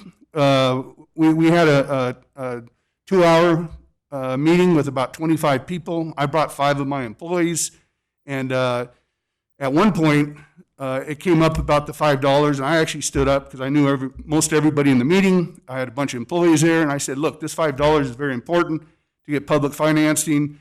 We'd love for everybody to jump on board. Matt Wisely, that runs Albuquerque for me, and Peter Sucre, that works for Matt, they both stood up and said, we didn't bring any cash. And the same deal. We were able to show them how to give online, and that afternoon they both gave online. And Sheriff Gonzalez was present at that meeting as well? Yes, he was. All right, and the third? The third, Ray Birmingham's final game, I did a big tailgate with about 100 people there, and the sheriff's team was there sitting at a table collecting signatures and collecting money, which I've observed a lot of my friends handing out $5 bills and signing the petitions. All right, and the fourth? The fourth, hold on one second. Oh, so the fourth was at Rio Bravo Brewery. Randy Baker was having an event. I went, the sheriff spoke, and he had people circulating the room, asking for signatures and collecting $5. I observed several of those people given $5. At any time during any of those 4 meetings, did you ever hear Sheriff Gonzalez tell someone that they did not need to give the $5, even though he was collecting a receipt from them? Never. At any point, did he give any indication that it was okay to turn in a qualifying contribution receipt without $5? Never. All right, thank you. No further questions. Cross-examination.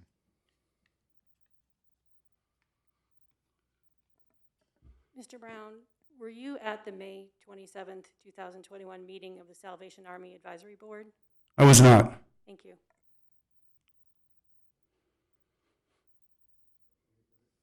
Any further? No further questions. All right. Any questions of any board member?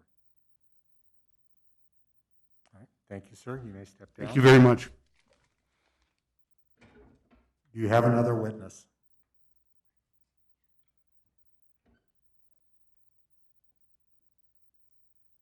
We don't have any further witnesses. The question for the board, I guess, given our time constraints, is we do have the 2 audio clips that were both pre-admitted, and the question for the board is, do we want to play those and run those against our time, or is there a way that we can provide those to the board? No. If you want them to be considered, you need to play them, and it will run against your time. You have 6 minutes remaining, and that includes your closing argument. And, excuse me, who are these statements from? These are Mr. Altman and Ms. Lawson, who are the 2 people that were sitting next to Mr. Zantel. Okay.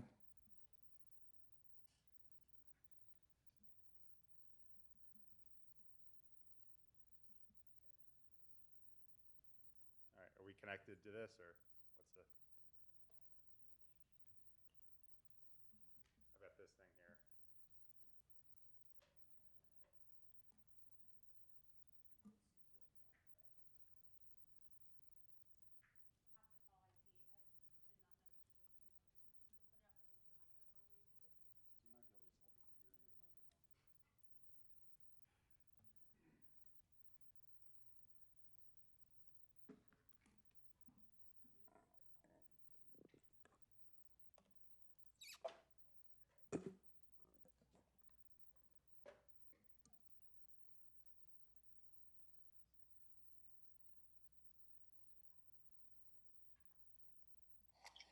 Okay, today is July the 1st, 2021. It's about 3:51 p.m. My name is Gary Ainsworth. I'm a private investigator. I'm working for attorney Carter Harrison, and Mr. Harrison represents the Manny Gonzalez for Mayor campaign. And I have your permission to record this, correct? Yes, sir. And can you tell me your name, please? My name is Steve Altman. And Mr. Altman, obviously the reason I'm calling has to do with back on the 27th of May at the Salvation Army Advisory Board meeting, and has to do specifically with some allegations that Dean Zantel has made about Manny Gonzalez. And so I guess I'll start off with what I understand you're an advisory board member, but can you kind of tell me if you were there on the 27th in just real brief terms, and you know where you were seated, and if you recall? Yes, sir. I did attend the Salvation Army board meeting. I am a member, been a member for roughly 2 years. I'm also a sworn Albuquerque police officer, lieutenant for 20 years. The board was at 4301 Bryn Mawr at the headquarters there for the Salvation Army. There was a board meeting, and in attendance was Sheriff Manny Gonzalez, under sheriff. He had 2 other sheriffs there also. The room was set up in basically a large square. I was to one side near the undersheriff, and he spoke. Manny Gonzalez spoke. I did have to step out for a phone call during some of it, maybe at the end of it. So I did exit and take a phone call. I came back in. There was at the conclusion of the I guess you could say speech from Manny Gonzalez there. At the end, it was, I believe he said he was going to pass a petition along that if you donated $5, it would help for the campaign efforts. He first started with me, and I jokingly said that I couldn't be a part of it because I lived in Rio Rancho, and I'm unable to vote in the city of Albuquerque. So next to me was Sean. I forget her last name at this time, and she was there. The board members went down the table, and I believe after a short time, he did walk around, or someone walked around with a petition for the donations or to sign up. I'm not exactly sure, because like I said, I didn't look at it a lot because I can't vote in the city of Albuquerque. So what other conversations occurred after that, I don't recall. I didn't hear, or I really wasn't paying attention, so I apologize. But I don't have for what else occurred. Well, what are the allegation basically is Dean Zantel is saying that the sheriff in effect told him not to worry about giving the $5 contribution, that he would take care of that. Did you hear words like that at all from the sheriff or from anyone with the sheriff that day? I did not. Okay. All righty. Well, look, you know a heck of a lot more about this than I do. Is there anything else that I should know, that I should have asked that I didn't, or? No. I mean, yeah, like I said, I mean, if I had heard that, I would certainly advise you that I had, but I didn't hear any conversation, nothing I recall. Okay.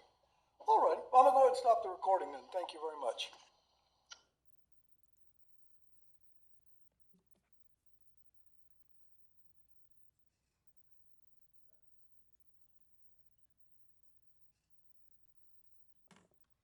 So we're going to forego the Sean Lawson recording, although I should inform the chair that we take the position these were pre-admitted. We wouldn't have agreed to pre-admit just one side's exhibit, and so these exhibits are in evidence and should be considered.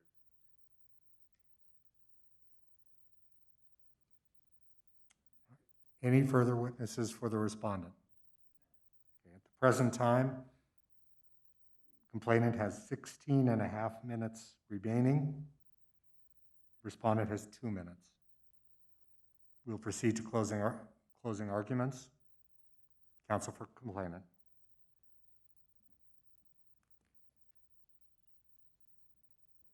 Actually, I'm sorry, before you start, Mr. Chair, can I ask a question about the state of the record?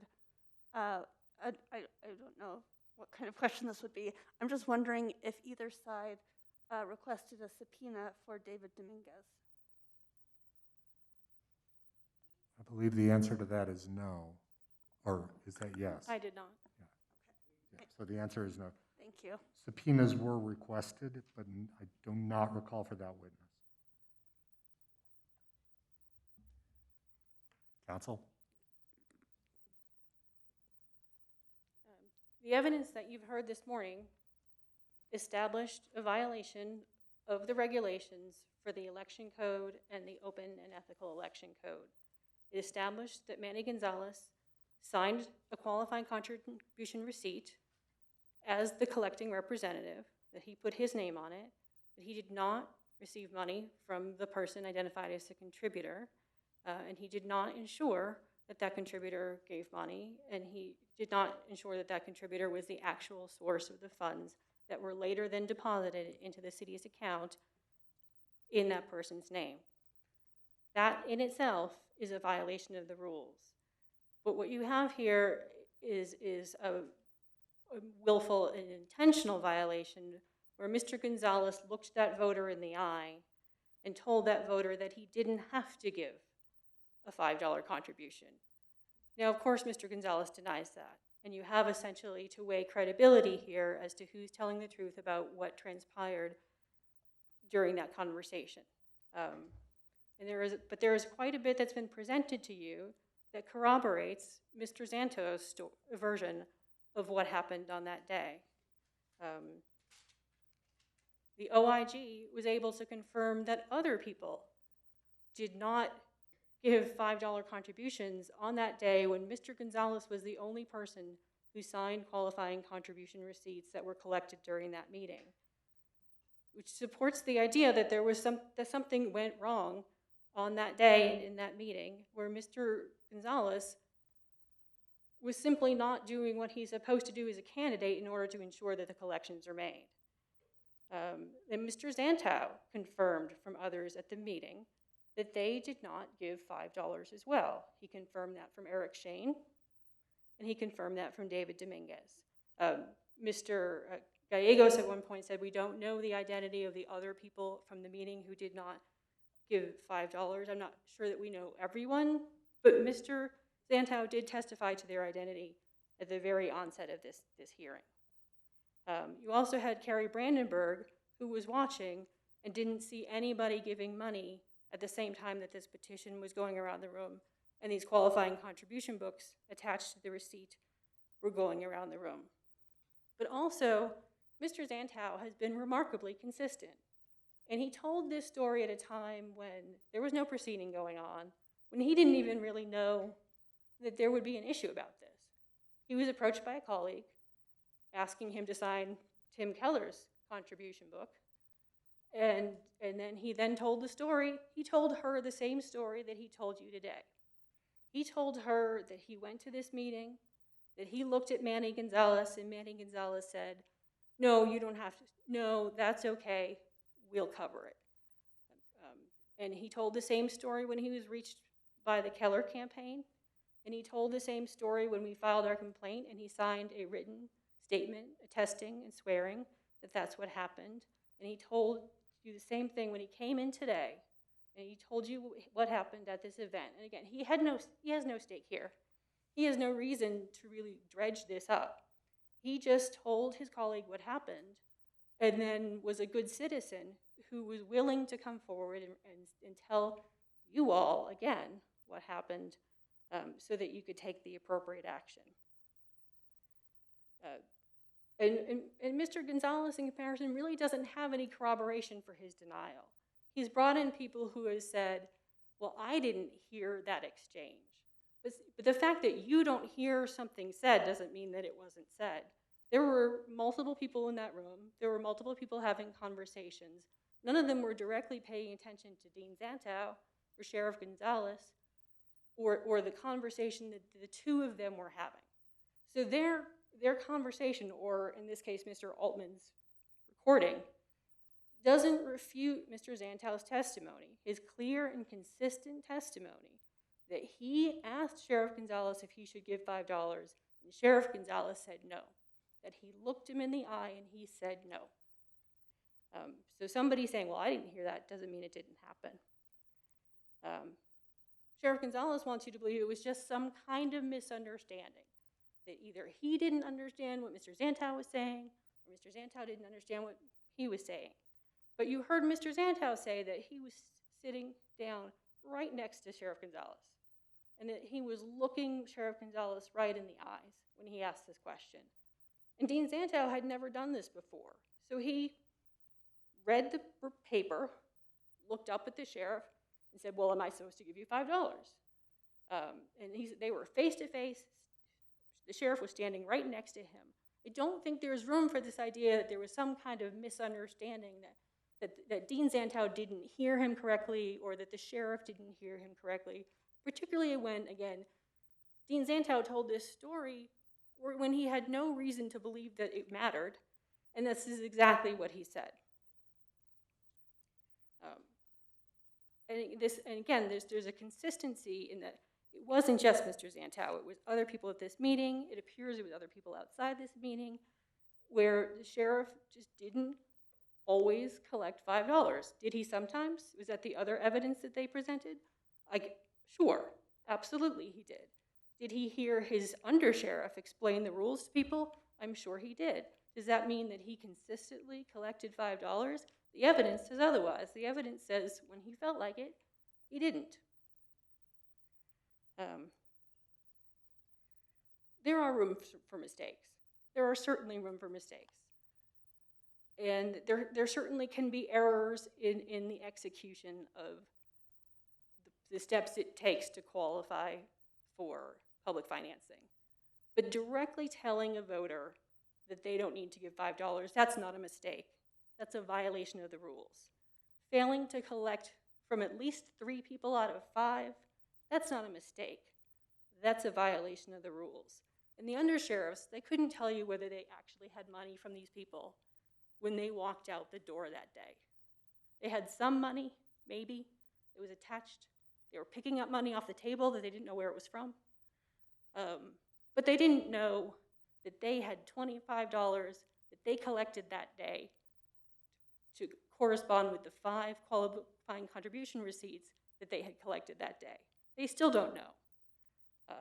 This was a cavalier disregard for the regulations, and this board should find that it was a violation. It should issue a fine. It should issue a reprimand. Counsel, before you sit down, are there any questions of the complainant before she sits down? I actually have one. Okay. I just want a clarification. In your amended brief, you asked the board to issue a fine, but your brief and your complaint seems to refer to more than one violation.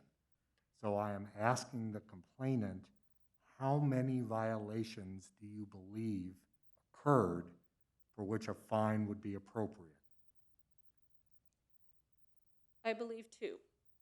I believe that Mr. Gonzalez violated the election code, Part I-1, or it might be II, and the open and ethical election code, Part C6, in regard to Mr. Zanto.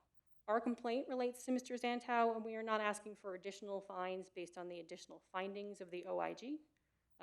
We are relying that as corroborating evidence to support the idea that Mr. Zanto's version of events is what actually took place. So 2 violations? Yes. Okay, thank you. Any additional questions? I apologize. I had a little trouble hearing you. Can you tell me again what are the 2 violations Yes. that you claim occurred? Let me just make sure I have them right, but it is in the pre-hearing brief. So it's violation of the election code, Part I-1, and violation of the open and ethical election code, Part C6.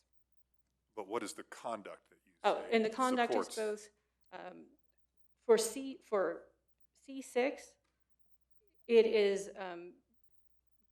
depositing or a qualifying contribution where the identified contributor was not the actual source of the funds. And I'm sorry, could you say that again? I'm Yes. having a heck of a time hearing, sorry. Oh, I'm sorry. It sounds really loud to me. So it's depositing a qualifying contribution where the identified contributor is not the actual source of the funds.